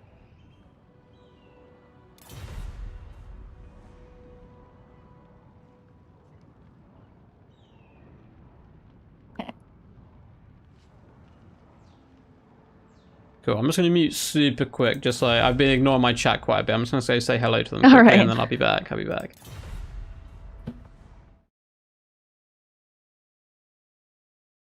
Yo, chat, sorry I've been ignoring you so much. What's up, Blackthorn? Quack, quack. Yeah, these streams, I'm not going to be speaking to chat too much. Obviously, we're focused on training Dame so far. You're doing a good job. I do still think I'm going to try and push her to play Mazdamundi, because she seems to like Stegodons and has a general good understanding of moving your lords, don't leaving them stuck anywhere. So I think if we can give her Mazdamundi, she might become super OP, and we can dominate the world together, which is, we need to destroy this tournament, win it, have our enemies crying and crumbling. If any of them do come back to watch this to try to sneak and find out our tactics, our main tactic is to destroy you and destroy all your souls. As long as Mazda has support, he can normally free himself. Exactly. So I think Mazdamundi is the way to go, because you've got a good understanding of good micro, good at hunting down units, so we just need that little bit more punch to finish off the enemy, and we'll be all good. But quite guys, hope you are enjoying the stream. If you are, feel free to like and subscribe. Make sure to go check out DameOffensive as well. She does a lot of really funny videos and also a lot of campaign videos. And we're going to be going live on Total War's channel Saturday and Sunday with this tournament. We're going to do another training session Thursday and another one Friday, and I'll be giving some homework and stuff in between. So again, apologize, I'm not going to be speaking too much to chat today. That's just because we're focusing on obviously getting Dame up to scratch with the multiplayer. But yeah, hope you guys are enjoying. I am not convincing her off Aaron to bring Comet on Mazdamundi. I won't do it. But anyway. Yo, I'm back. All right. Let's look at the build. Oh, this looks nasty. I like it.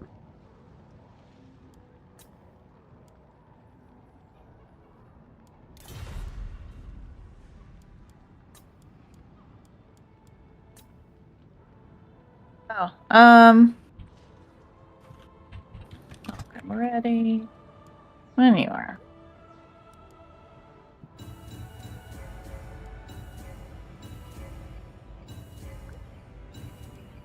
Don't care what I'm facing. I love it. Cool. So, Luchasaurus, Skinks. Yeah, this seems like pretty good stuff.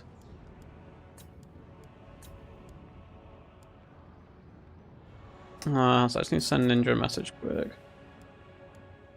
On Discord.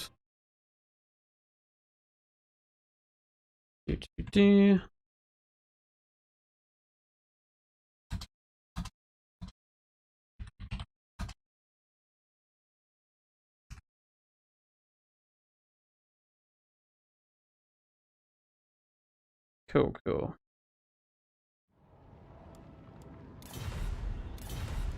And it's on a big fat stretch, and then we go in.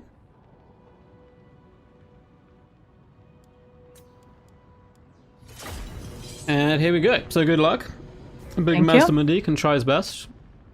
I think Ninja he might be changing his build quick. Cool. Why am I not streaming right now? Because dealing with chat and also this seems overwhelming. Yeah, sorry if it is a bit overwhelming. Do feel free to just yell questions whenever you need them. No, that's fine. I just know I would be ignoring my chat if it were on my channel, so I think it's just easier this way. But they understand. I think I told them, we'll see, this is for you today. Samurai Warrior. My person for the tournament is DameOffensive. We're turning her into a warrior goddess to beat the absolute living snot out of all our opponents, so it's going good.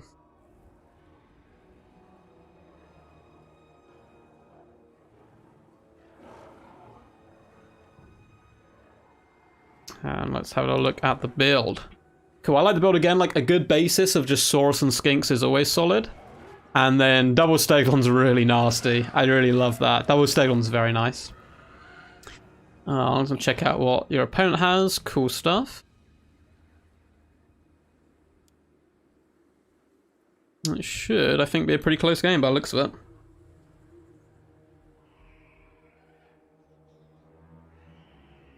Michael Bay says you're going to have to deal with the dreaded Dowie at some point. Yeah, I don't think Dame plays Dowie. But we will have to, yeah, we'll learn how to play against Dowie.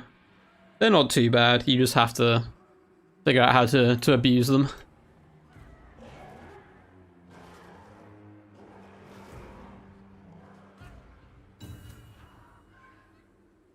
Awesome. Good luck. Thank you. Run away.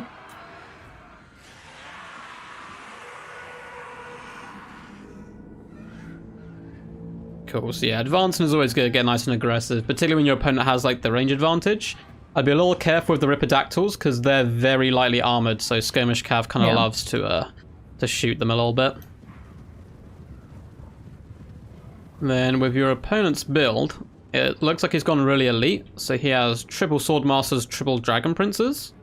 I don't know what spell. Oh, you do have. Okay, you've got a net on Lord Mazdamundi, so if you can ever net his cavalry and then attack him with the Stegodons, that can be really good. Apart from that, if you use your banishments and your ruinations and stuff on the Swordmasters, you can either net them to pin them in place, or just when they're surrounding your warriors or fighting you, you can drop banishments on them and do some really lovely damage. So that's a lovely catch right there. If you can punish the Dragon Princes and Reavers now, that'd be really good. You've obviously got the Ripidactyls who can do that as well. Yes, they're dying. Cool, lovely catch. You've basically killed the, Dragon Princes. You've done a ton of damage to them at least.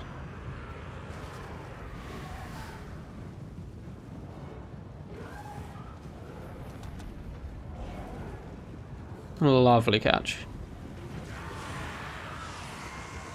Yeah, so the Fireborn, which are the Regiment Renown unit he has, we don't have to worry about them in the actual game because they're DLC stuff, but they are anti-large.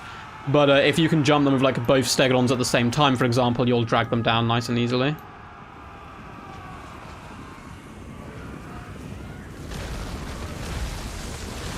Cool. Ruination went pretty good as well. That went pretty good.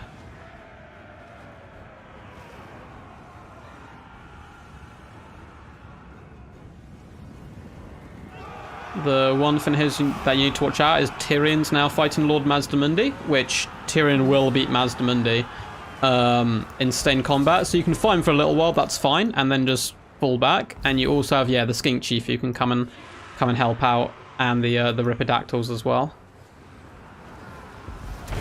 Truth, justice.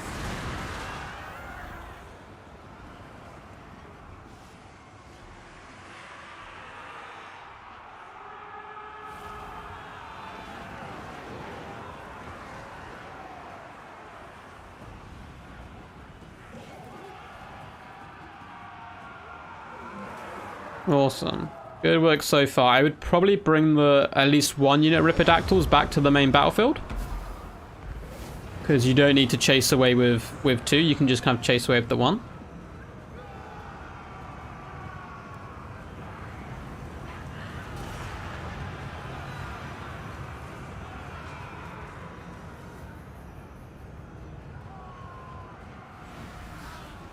And then, yeah, Lord Mazdamundi is fine a little bit alone. So, yeah, it's a good play to, like, kind of move him out a little bit.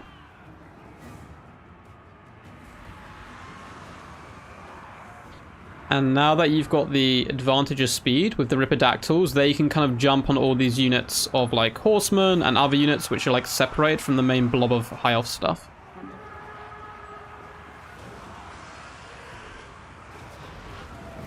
Oh, that is a beautiful banishment if he doesn't spot it. Oh, that is so disgusting. Oh, nice. Nice.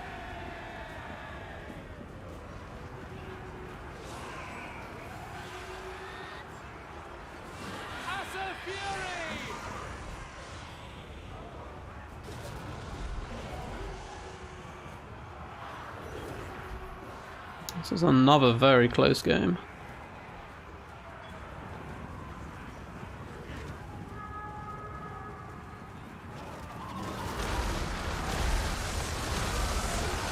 Great use of ruinations again as well.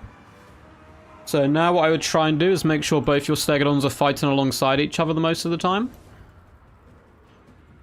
Just because they're like your two powerhouses. And now just chase away all these Swordmasters. Ignore Tyrion and the cavalry, because he can keep running away with them. So just use your Stegodons, your Ripidactyls, just to finish off all these Swordmasters and jump like the isolated units where you can.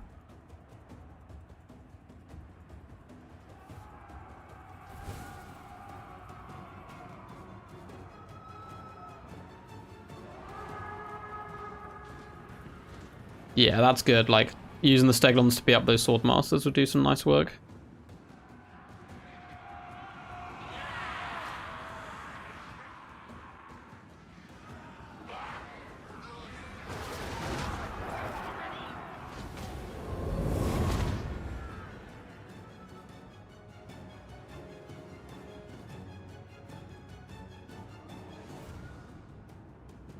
Cool. You can probably use those Ripidactyls to go help your Stegodons, and they should be able to kill those Swordmasters. So once they're gone, you've got two Stegodons versus his cavalry, which will run away very quickly, and you just have to worry about Tyrion after that. And you probably have, with single entities for the most part, having like two Stegodons fighting Tyrion, even if they're like worse combatants, the numbers pay like a lot into kind of those single entity fights.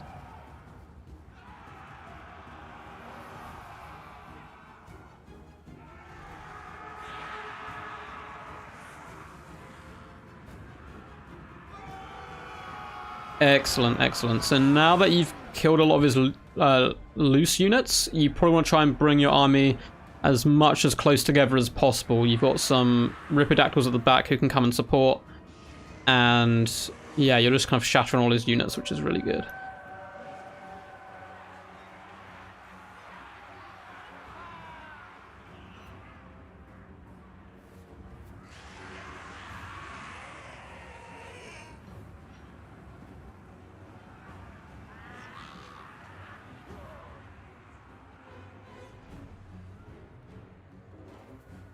There's like not to distract you, but there's an epic duel going on in the distance with one Saurus warrior running away from Tyrion. That's great. Cool. Nice. Your Ripidactyls have shattered a unit, so they can come back now to support your Stegodons as well. Like your big unit. Nice.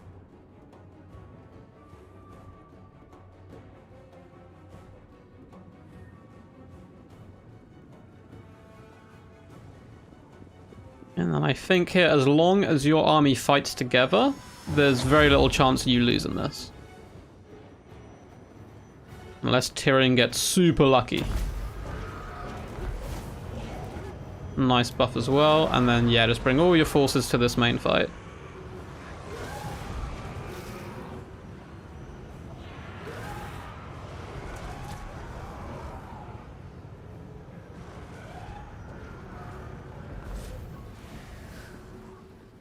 Excellent. So now those Ripidactyls have like shattered that unit. They can like come over and help fight Tyrion.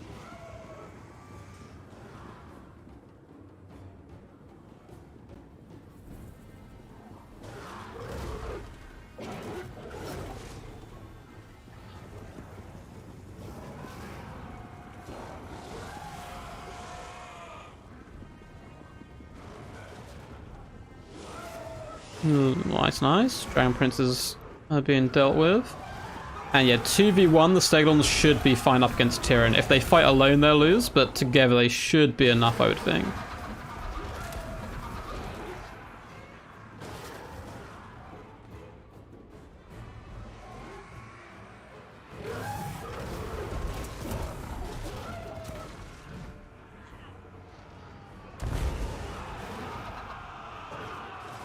Nice dodge with the Skink Cohort as well against the attack. So it comes down to this final fight. So if you get the Ripidactyls to charge the Fireborn in the middle and just try and break them, because they're anti-large, they're doing a lot of damage to your Skink Chief.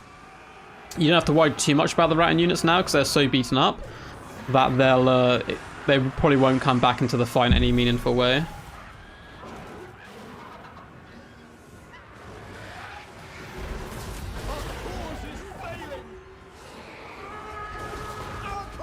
Yes! Well done. Very well done. That was a very close game. That had me feeling nervous as well. Yeah, you got some insane damage done with Lord Mazdamundi. Your like timing of the spells was really top notch, like where to place them. The only thing would be with the Ripperdactyls. A lot of the time you had like both units chasing off one routing unit. Yeah. Which you just don't need to do basically. But honestly, apart from that, you did everything well. The nets on the Dragon Princes was perfect because heavy cavalry needs to charge really if it's going to dish out any pain. So taking them out of the game early is nice, and then just in the late stages of the game you spread out, hunted down his weak units, and then you come together so he can't do the same back to you. Really well played. Really well played. I think that was easily your best performance so far. Thank you.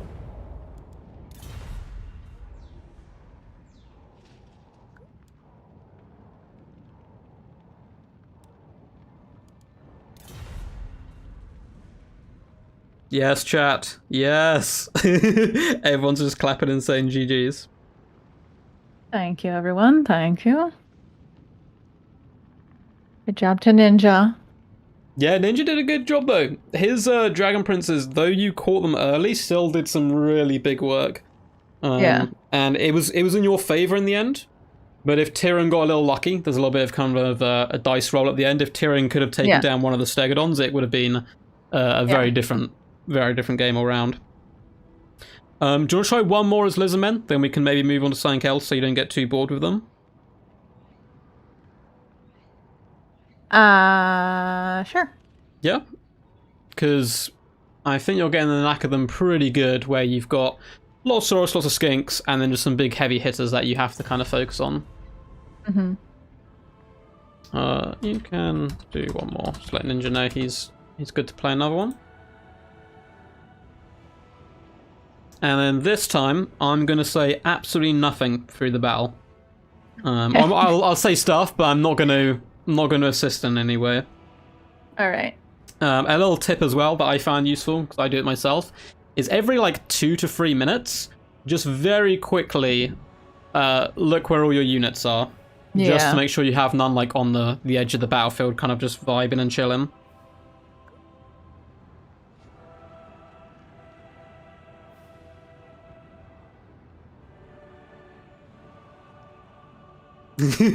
Yeah, chat says you can never be bored of Lizardmen.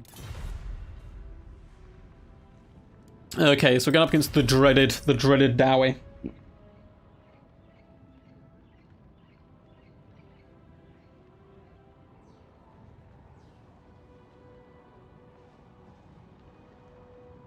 So I will pop in and see your build as you go.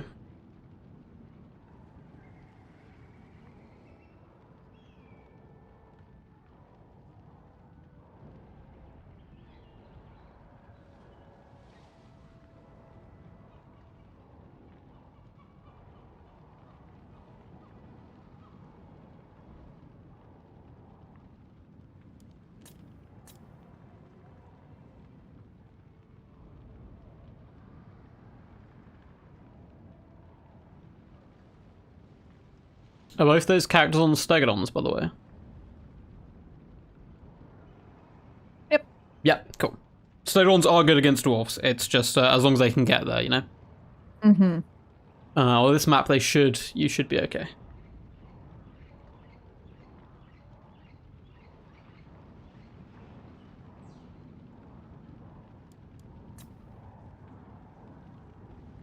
Mm.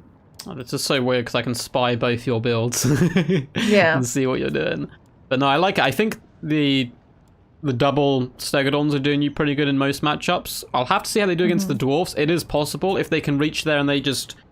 If you keep shutting down Trollhammer torpedoes or Thunderers, just keep aiming for the range units with the Stegodons, they can do good up against a lot of the other dwarf units as well.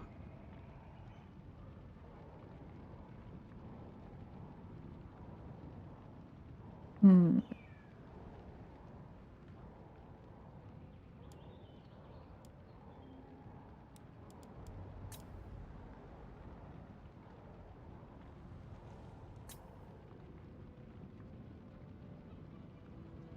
Cool.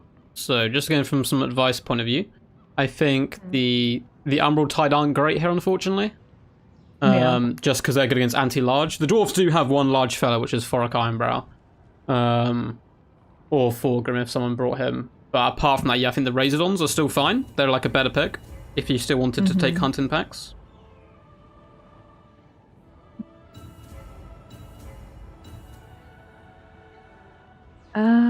Let's see.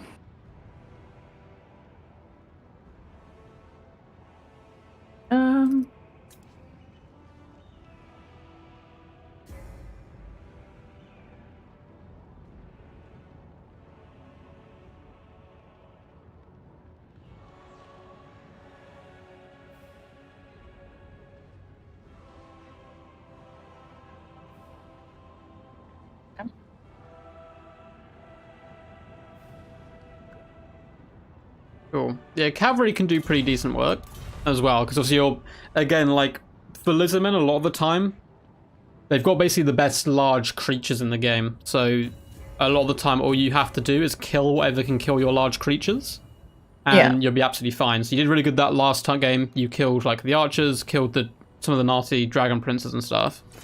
And it's the same versus dwarfs. You'll have the exact same against Skaven. You just have to kill their range, basically, and you'll be okay.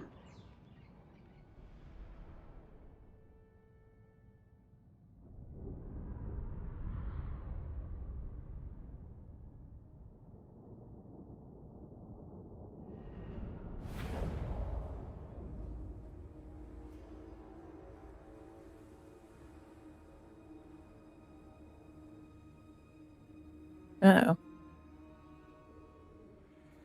Cool. There we go. Cool. Looks like I was having loading issues. Oh, that's okay, that's okay.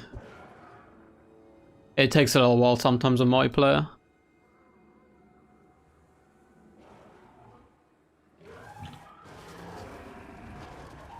Cool, I like the build quite a bit. I'm just going to take a little look at ninjas as well.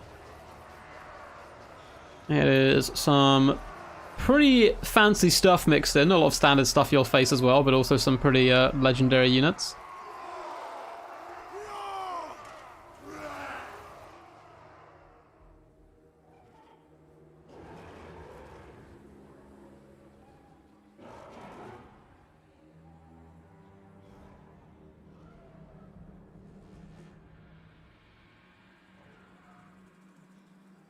Yeah, chat, I'm just going to let Dame run this one. I'll still speak for it, but yeah, as for the advice you're given as well, I'll mention afterwards. But we're just going to let her play this one out and see how it goes. Sorry. I think I double chatted there.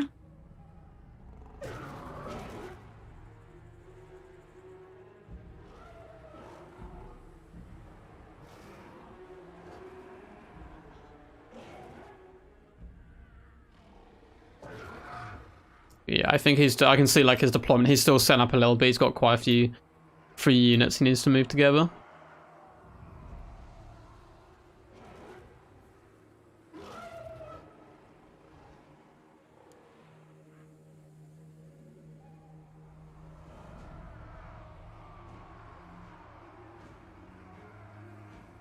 Do you have any favorite factions to kill? Like ones you just enjoy beating up? It's pretty satisfying to destroy the greenskins. yeah. It's for a while in multiplayer. This is when like Grom came out. They were very, very overpowered. So there was a big tournament on at the time, and I faced greenskins, I think, in every single best of 3 I played. So every time I see greenskins lose, it fills me with so much joy. Yeah. But I mean, we may face some of them in the tournament as well, because they are one of the factions people can bring.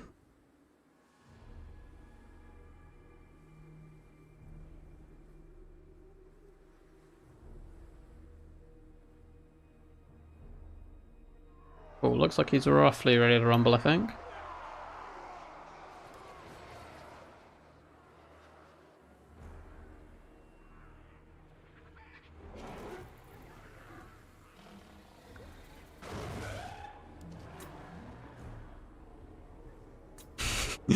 He's panicking in his deployment. But we'll see, we'll see. Cool. I'm very excited to see how this one goes, actually. Because he's got a lot of dangerous stuff that you need to deal with quite a few stuff. But if you do it well, I think you're in a really good position.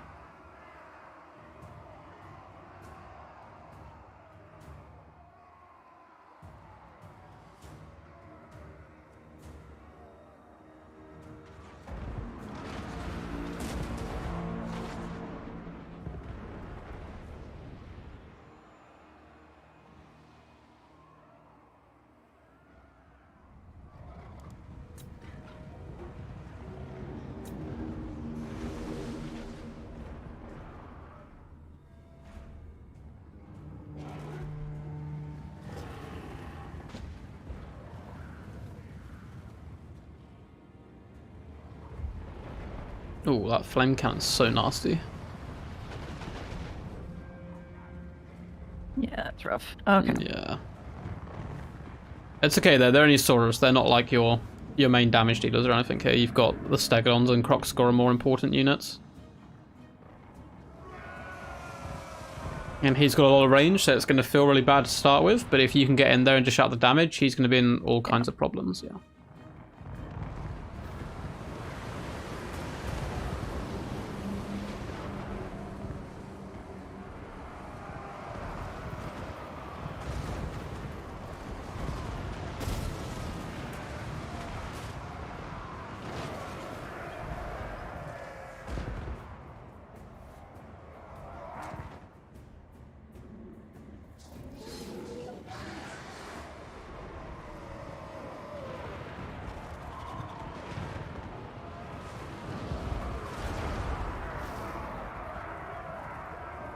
Oh, nice way your Crocscore, you're like pushing through aggressively, which is good.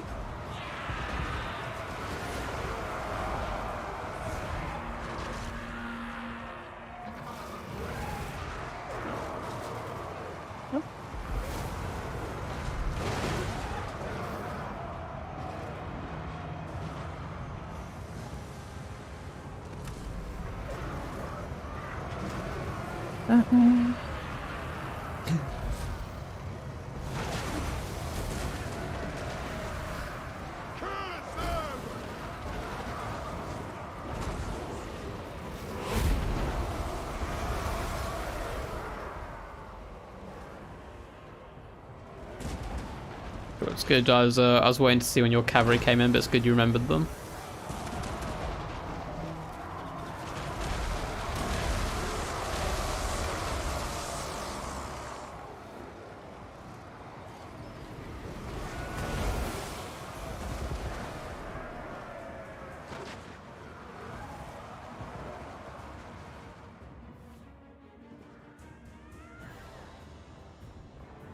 And just remember to every now and again just have a little look around the battlefield and make sure you've got all your units doing what they're supposed to be.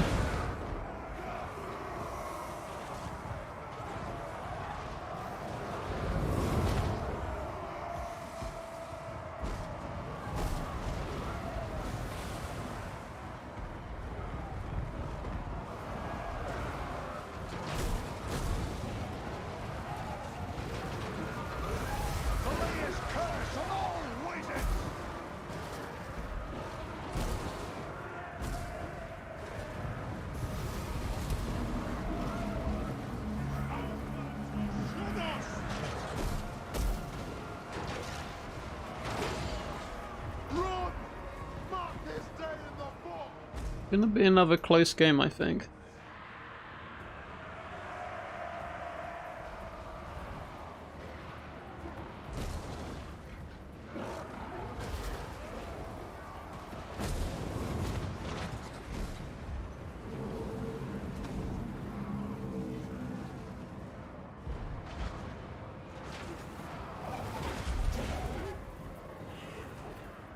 We've killed a lot of his stuff, I'm just not sure if it's enough or not yet.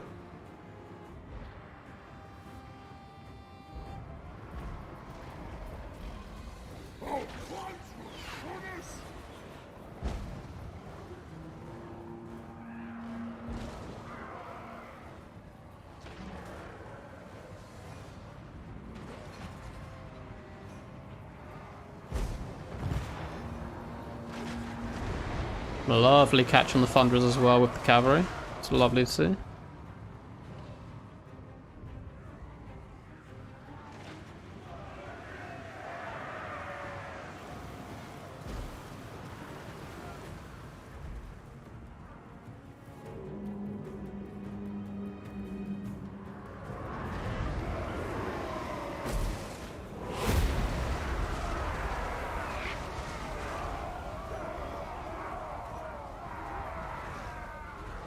Those poor miners just got obliterated by your banishment.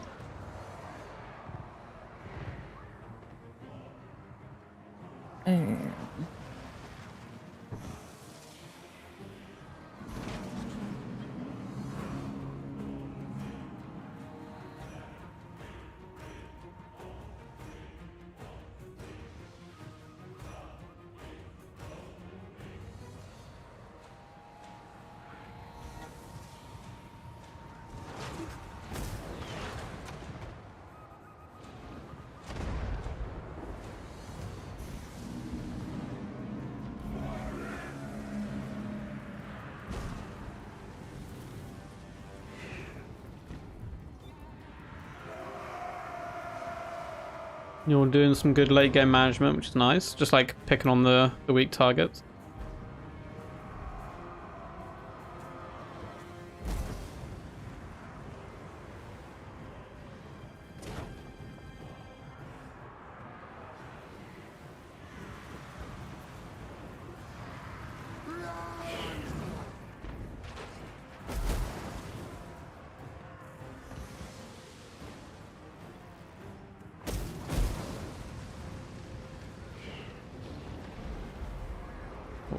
As the wind is just clinging on, your opponents just run out of ammo as well, but I don't know if it's... No, he survived. Okay, he survived. Nice heal as well. Keeping him in it.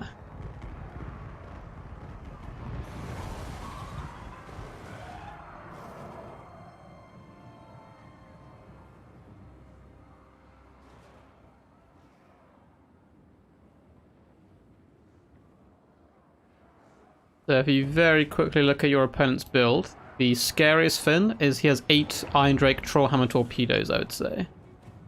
It's like the only stuff that's really good against your Stegodons that's left.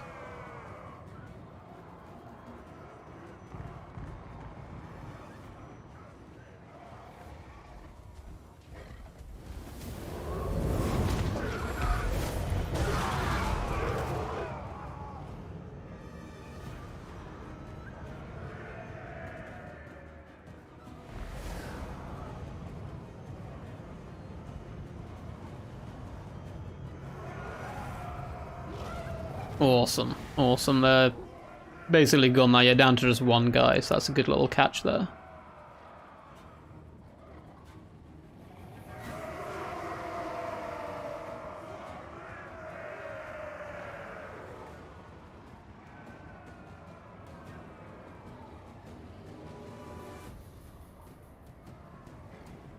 Now I'd say probably the main threat to you would be that pesky Dwarf Lord.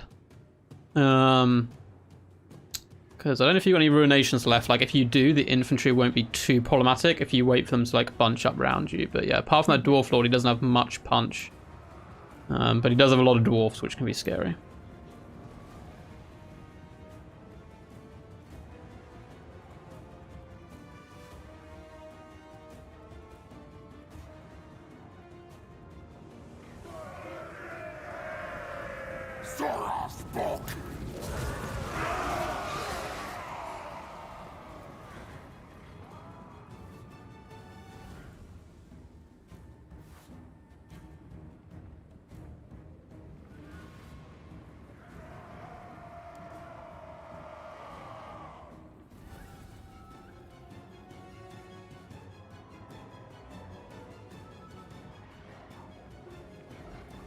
The Stegodon bros are just, they're walking in unison. Looks great. Yeah.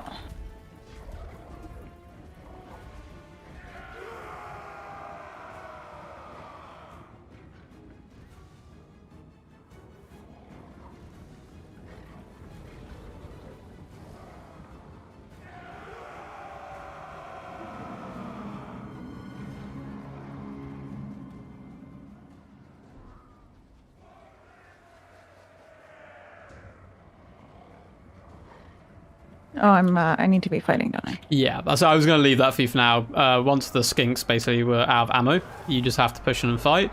You can still like target stuff. So if you want to go after the Lord, for example, you can still take the skink chief and Mazdamundi and go after the Lord. They just have to stay in combat from now on, basically. And if you kill the Lord, I mean, I think you've still got a good chance. Balance power is pretty dead even.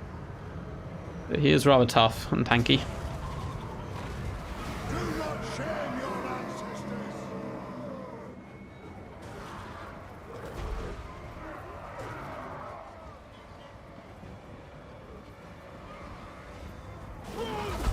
Mark this day in the book. And do not shame. Nice cast as well. Gets rid of some more Dwarf Warriors.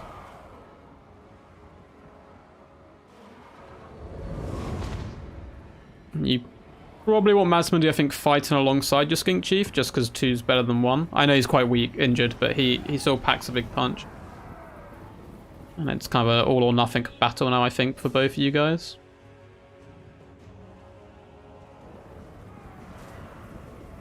Let no one scum survive. Closure is settled. Leave them in square.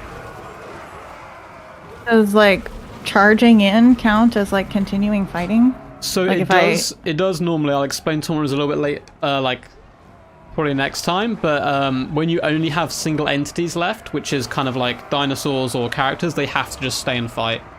But if you've got something like that's multi-model, so chariots, for example, or cavalry, you're allowed to cycle charge.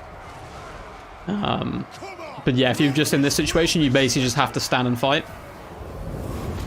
If you can kill the Dwarf Lord, there is a chance you'll win, because the miners aren't going to really do anything. But it's just who falls first now, really, their Lord or Lord Mazdamundi. I assume you used up all your banishments and stuff now? Yeah. Oh, that'd be so lovely right now, but...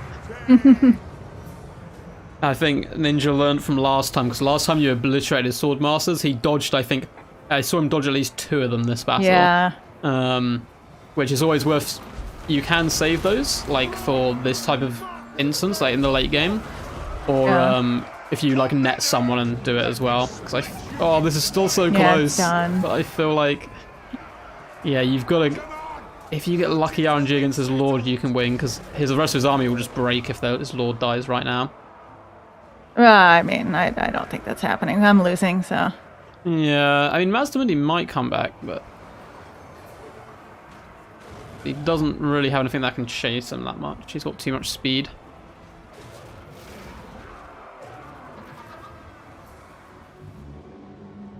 Hey, the big boy is back. Nice.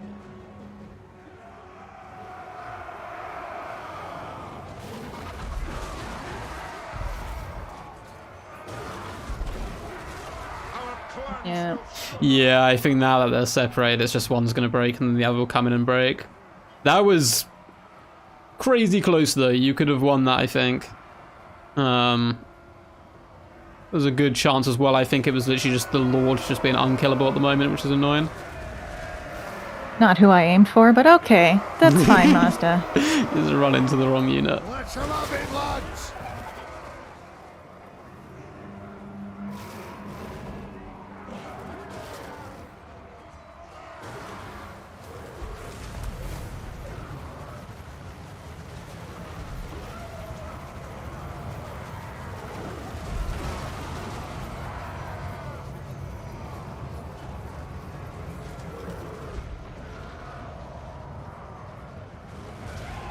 Oh, Slanesh bots are in your chat.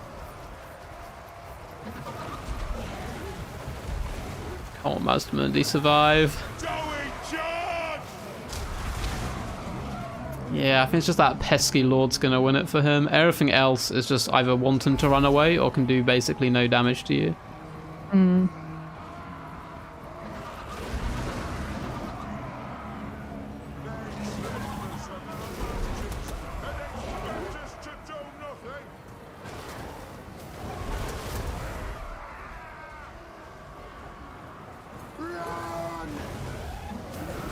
Although, I'm starting to get some big hits on him.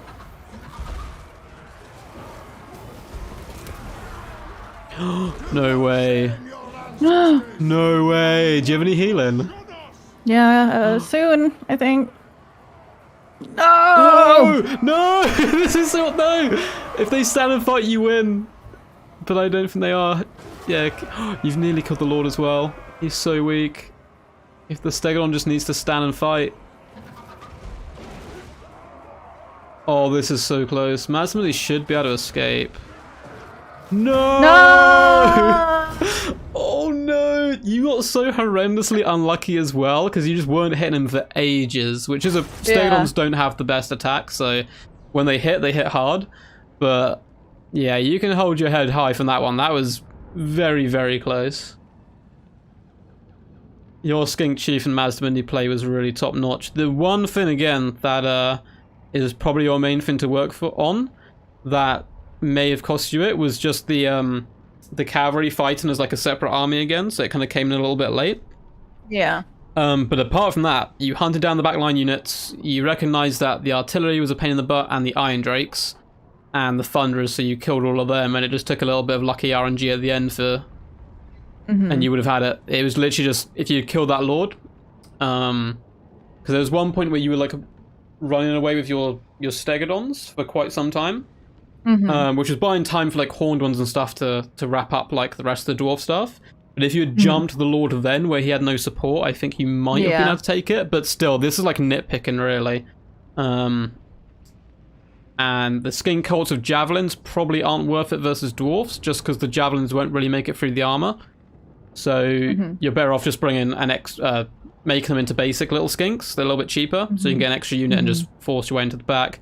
But Ninja's been playing for a couple of years now, so he is really no joke. And you had, out of that best of 3, it was 1-1 after the first 2 games, and that game could have easily gone either way. So, GG's. Cool, I'm just going to grab my phone charger quickly, because I can't see chat right now because my phone has died. So I'll be back in just 2 seconds. Okay.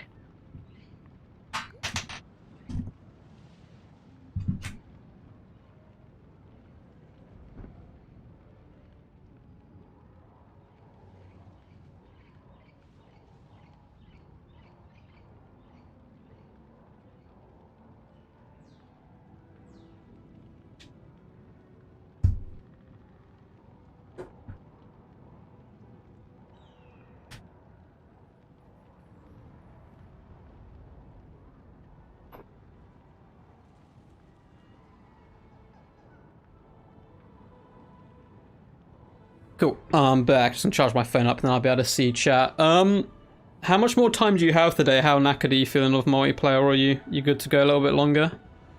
I can go longer, whatever you want to do. Yeah? I mean, it's only noon for me, so... Pardon? It's only noon for me. Yeah, okay. We can do like another game at some point. Sorry about the dice rolls. No worries, Ninja. Ninja's saying it was a very close one. Just gonna double check chat on my PC quickly.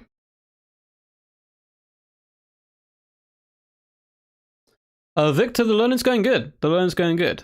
We had a really good couple of games, so it's getting closer and closer. And Slanesh bots have appeared, I see. Let's get rid of them quickly.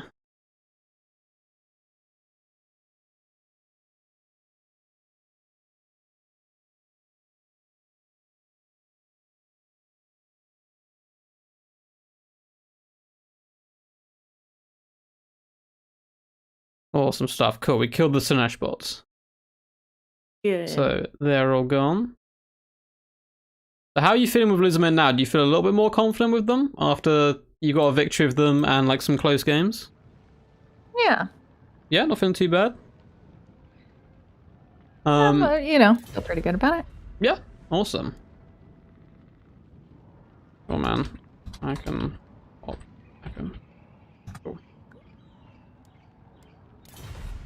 Cool. So, I think then what we'd do, if you want to move on to High Elves, just so we mix it up a little bit, and we can have a couple of games with everyone. So you could have played a little bit of Skaven, a little bit of Lizardmen, and then we could do some High Elves. And I'll hop back in against you for some games. And then we can probably close out the stream. I've got a little tiny bit of homework for you. I know you're very busy, so if you can't do it, don't worry. But just to play between like now and I think Thursday's our next training session. just play about at least like 5 games. So you've got like a couple of days to play 5 games. If you can play more than that, that's better, because the best way to get good at mod play is literally just playing as many games as possible. And I'll send you a couple of Zerkovich videos, which I think might be super helpful. But you've got a pretty good basic understanding already of kind of shutting down units which can hurt you and applying pressure, so it's just getting a little bit better on that like timing, pretty much. I'll quickly host a new lobby, because this was a spectator lobby, so I can't hop in and play. So I'll make a new one and send you an invite. Okay.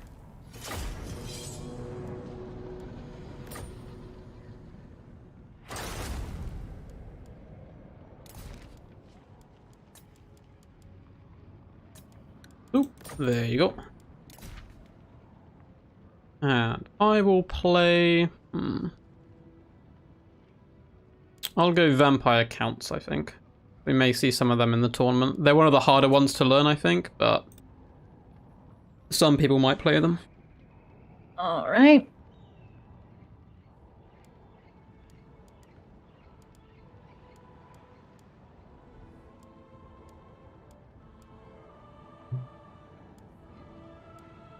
Hey, cool, my phone's back. Chat, I can see you again.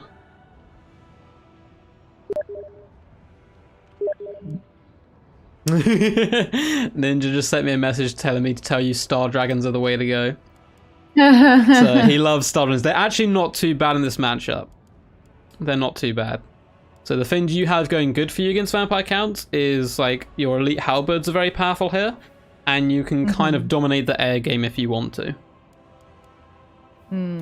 Because your dragons and stuff have healing, which a lot of factions don't have, so they can kind of go toe to toe with the Vampire Counts in the air a little bit.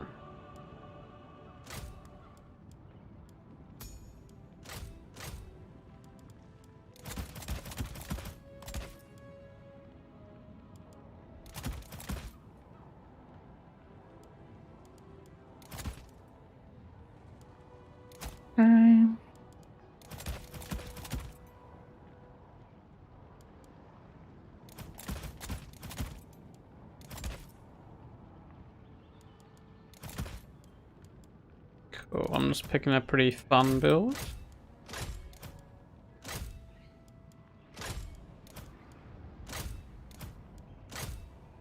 Cool, I'm roughly good to go.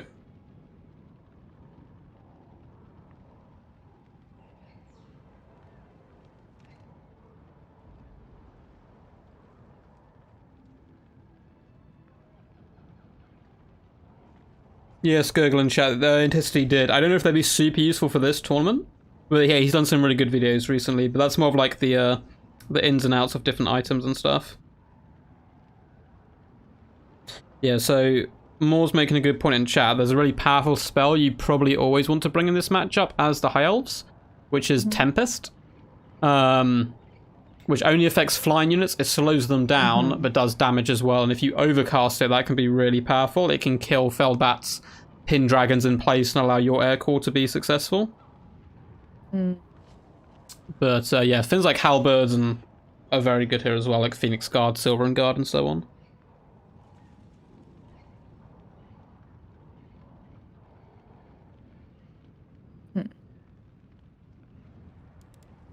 But I am good to go when you are, but there's no rush.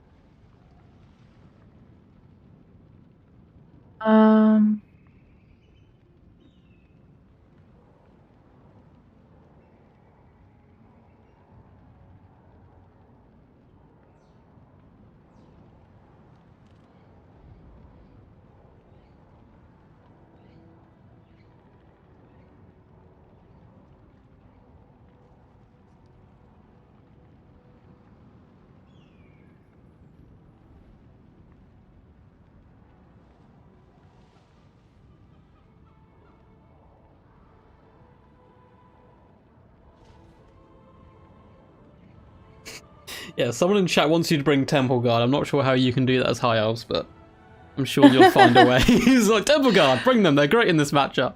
Like, yeah, they are totally. Great. They are great in this matchup. It is true. Halberds in general are quite good against the undead because the undead can't shoot them, obviously. Yeah. So when you're looking to go up against vampire counts, the main thing you know they can do well is bring a bucket ton of just rubbish to throw at you, like zombies and skeletons. They've got blood knights, which are very scary, and their characters and their monsters are pretty scary. So if you find a way to kill the cav and the monsters, either with a lot of halberds or some decent range or like a dragon or something, you'll be in a really good place. And this is normally considered a really good matchup for high elves, but you need to know how to play it to make it kind of like super powerful. But it tends to be your elite infantry is very good here as well. All right, I'm ready. All good to go? Awesome. Yep. Good luck. Thank you.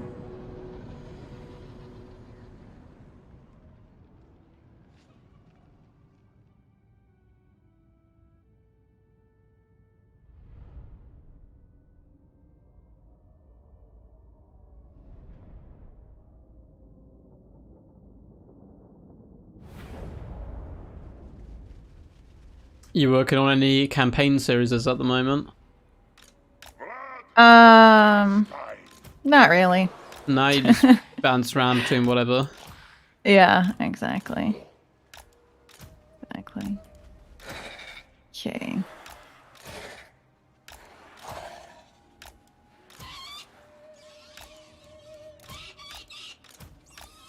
Resource.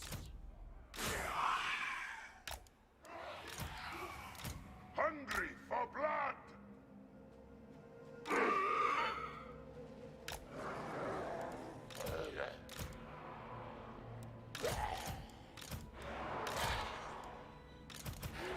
Blood knights.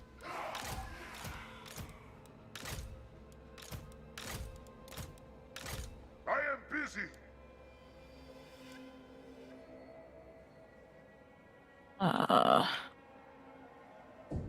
All right. You Think ready? I'm ready. Yeah, I'm ready to rumble. Let's see what you brought.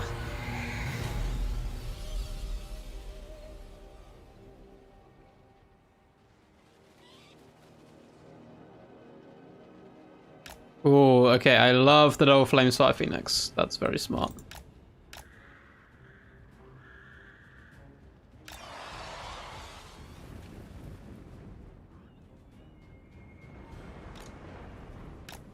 Ride them down.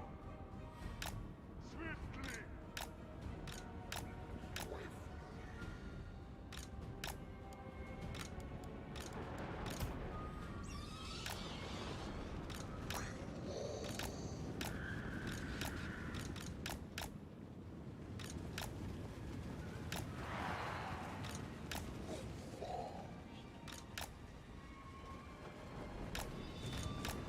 With haste.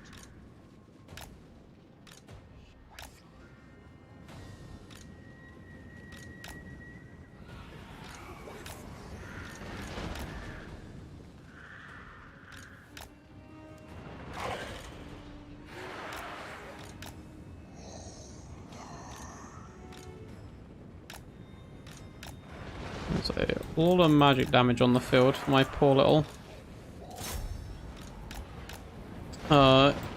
ethereal unit.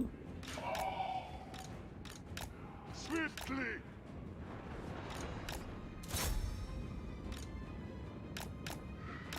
With haste. Strike them.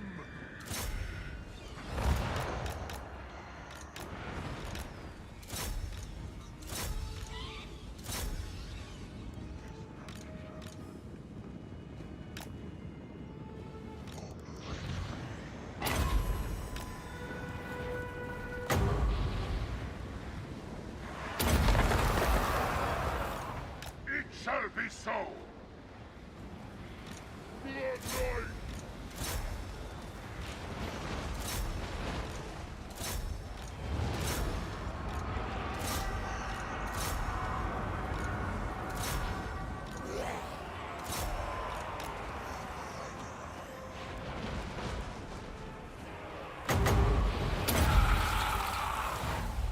End them. Swiftly.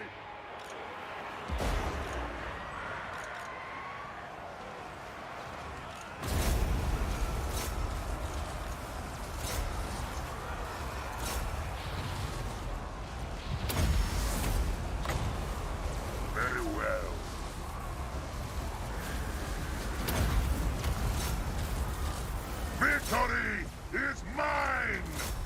Hear the night! Okay, you've done very good with your spells so far. Really some good placements of them. Yes, blood!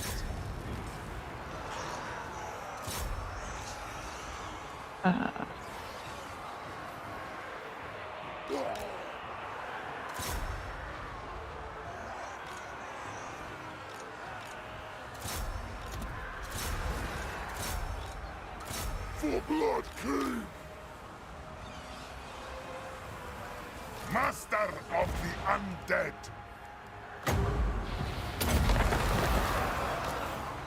It shall be done! For Sylvania! Strike them! Vlad von Karstein! To battle! Bow before me! Kill! Night has fallen! Vlad von Karstein! Blood's Knights! Pretty sure the arcane fixers have like massive magic resistance, don't they? Oh no, fuck. Okay, they don't. Truth! Justice!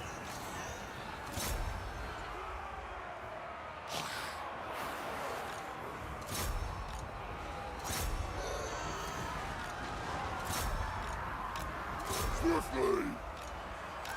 On death's wings!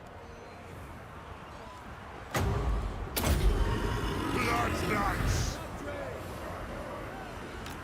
With haste! With haste!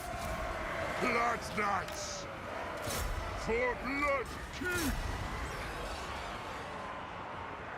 Ew, that's gonna be nasty. Lovely chain lightning. Battle calls! Why are you on the ground? Bad unit. Is that the phoenixes misbehaving? Yeah. With haste! I will! Blood Knights!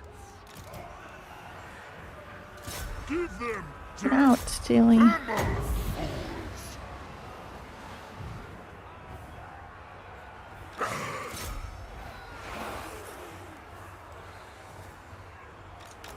Swiftly!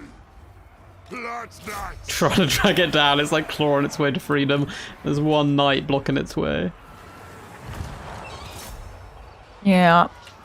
Come on. And he keeps turning back. That Yeah. really bugs me. Yeah, It really, that's something that really bugs me about the game. Just like, why? I told Yeah. you to leave. Stop turning around. Yeah, if they don't get out in time, they like turn back and fight. It's really annoying. You have to kind of like keep going back and clicking it.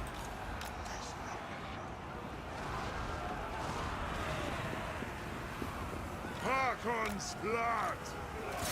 All shall perish! Blood Knight! Give us blood!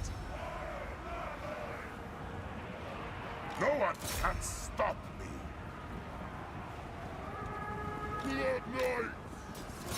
Give them death! With haste be thirst! All shall suffer! Give up!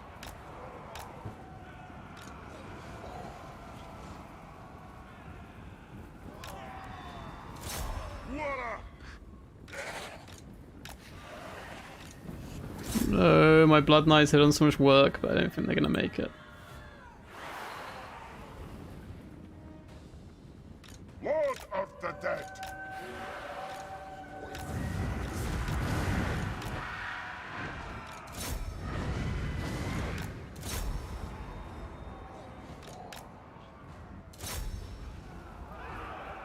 We still have the phoenixes, which is a little bit scary. But What I do have Vlad, who's a bit of a tank. Knights, you dare? All shall perish. For Sylvania.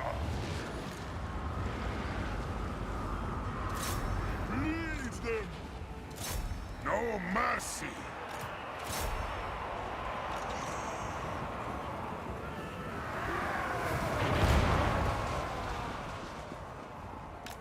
Life ends. Kill!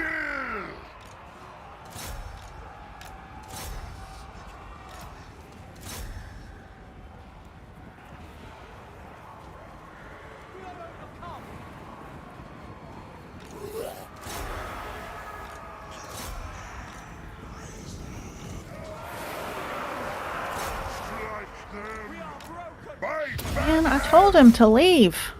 Techless. Yeah. Yeah, I saw him try and go. If he gets surrounded, elves don't have much mass, so like don't Before he even moved. Yeah. I just since the last patch, the hitboxes have been smaller, and I just found that like a lot of the time, I just completely miss. Yeah. And, like I don't select the unit anymore, Yeah. and that is pretty rough. Yeah, for sure. Might be better to click on the flag of the unit, but I'm not sure if that make much difference. No, it doesn't.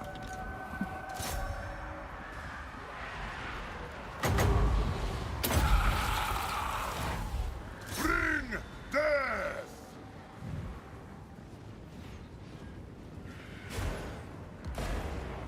Oh no!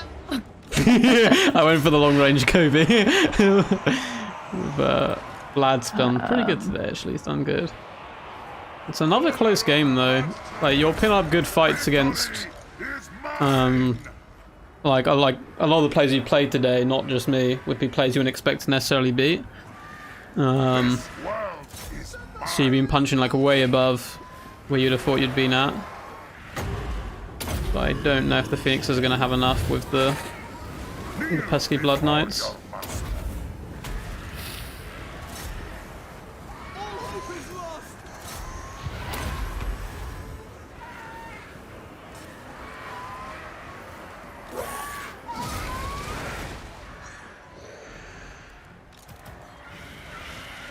I only have like 4 units left, or 3 units of character and 2 zombies, which are basically nothing, so you nearly had it.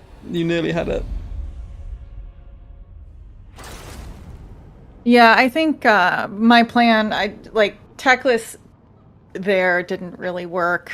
You know, if he can't live and I can't pay attention and like get him out in time. The actual build wasn't too bad. The one problem really, and happens a lot with players starting to play multiplayer, is you have 1, 2, 3, 4, 5, 6, 7 range units to protect. The Lothran and Sigurd are more of a hybrid, but you want them shooting realistically. So you have like 7 range units, and then you just have the 2 units of spearmen to guard them. Yeah. And obviously the Phoenixes and the nets and from Techless and so on. But if you cut probably the Shadow Warriors and added instead of them like 2 more Silver and Guard, or a unit of Phoenix Guard or something, I think you'd be in a much better situation. But I think you've had some good games, you've had some very close games, so I might leave you on that if that's okay. Alright. If you've got any questions, feel free to ask them now, and then I'll set you a little bit of homework, which is just try and play at least like 5 games between now and our next match, and then if you've got any games where you either don't know why you lost or you thought you did really good or anything, save them as a replay and then show me them when we or either send them to me on Discord or show me them next time we meet up. All right. Yeah, you got any questions about it so far? No, I don't think so. Anything you want to do in particular next session instead of what we did today? No. No? Awesome. Well, hopefully that was all good for you. I know it's annoying when you first start because you have to take a few losses, but you also got some good wins as well. You got a win against me, and I think a win against Ninja as well. And some very close games all around. All right. Cool. Awesome stuff. Well, I'm going to close out my stream then, so I'll leave the Discord call. But thank you for playing, and I'll see you probably next on Thursday. Sounds good. Thank you. Awesome. No worries. Catch you later. Bye. Boop. Awesome stuff. So I'm just going to remove this mod. Not this mod, this bot. I almost made it a mod, which would be bad. I this user on this channel. Cool. Hopefully it will be disappearing. Well, I think honestly all round. Yeah, I know homework, right? Just to play games, because Dame's got all the basics done. Like, she's so way better than she thinks she is already, to be honest. It's just she needs to, one, have a little bit of confidence. But two, just play the games. If she plays, like, a handful of multiplayer games, she's going to be very scary.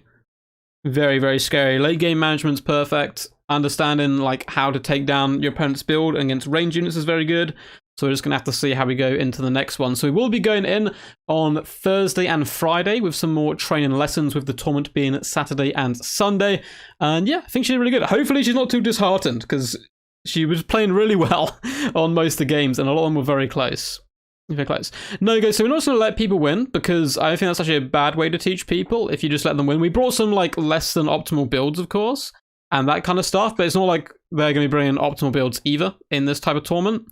But had some really close games. She managed to get a couple of wins out as well. And she's like, the thing is, she's doing like a lot of the higher level stuff without doing the basic stuff, you know? And that's, if you can get the basic stuff down, it's gonna be naughty. It's gonna be very naughty indeed. Hope you guys enjoyed. She can make at least Silver League on Intensity Ladder. Exactly. I don't think she quite realized how well she played. But I hope you guys enjoyed this. Again, of course, these type of streams is a little less interactive, which is a shame. I don't get to speak to you guys as much, but you know, I hope you guys enjoyed it anyway. If you did, feel free to like, subscribe, all that standard YouTube-y stuff. Please feel free to go check out Dame's offensive stuff. When she's live streaming, go over there, yell, quack a little bit, give her some encouragement, and hopefully she'll be back on Thursday, fighting fit as well. So awesome stuff. Hope you guys enjoyed this one. Let's have a quick close of the poll there. So let's end the poll. And let's see what you guys actually voted for. I'm assuming you voted for Dame to win at the tournament.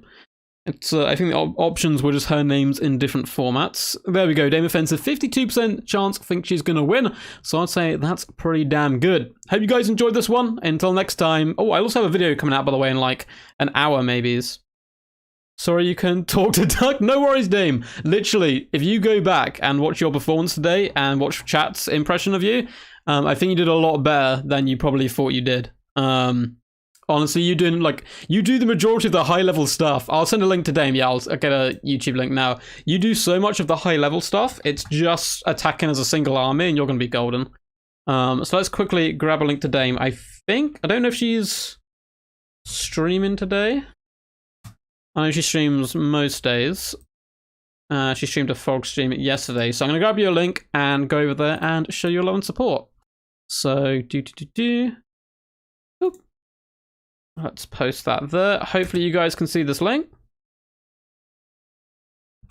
There you go. So guys, until next time, peace, and as always, stay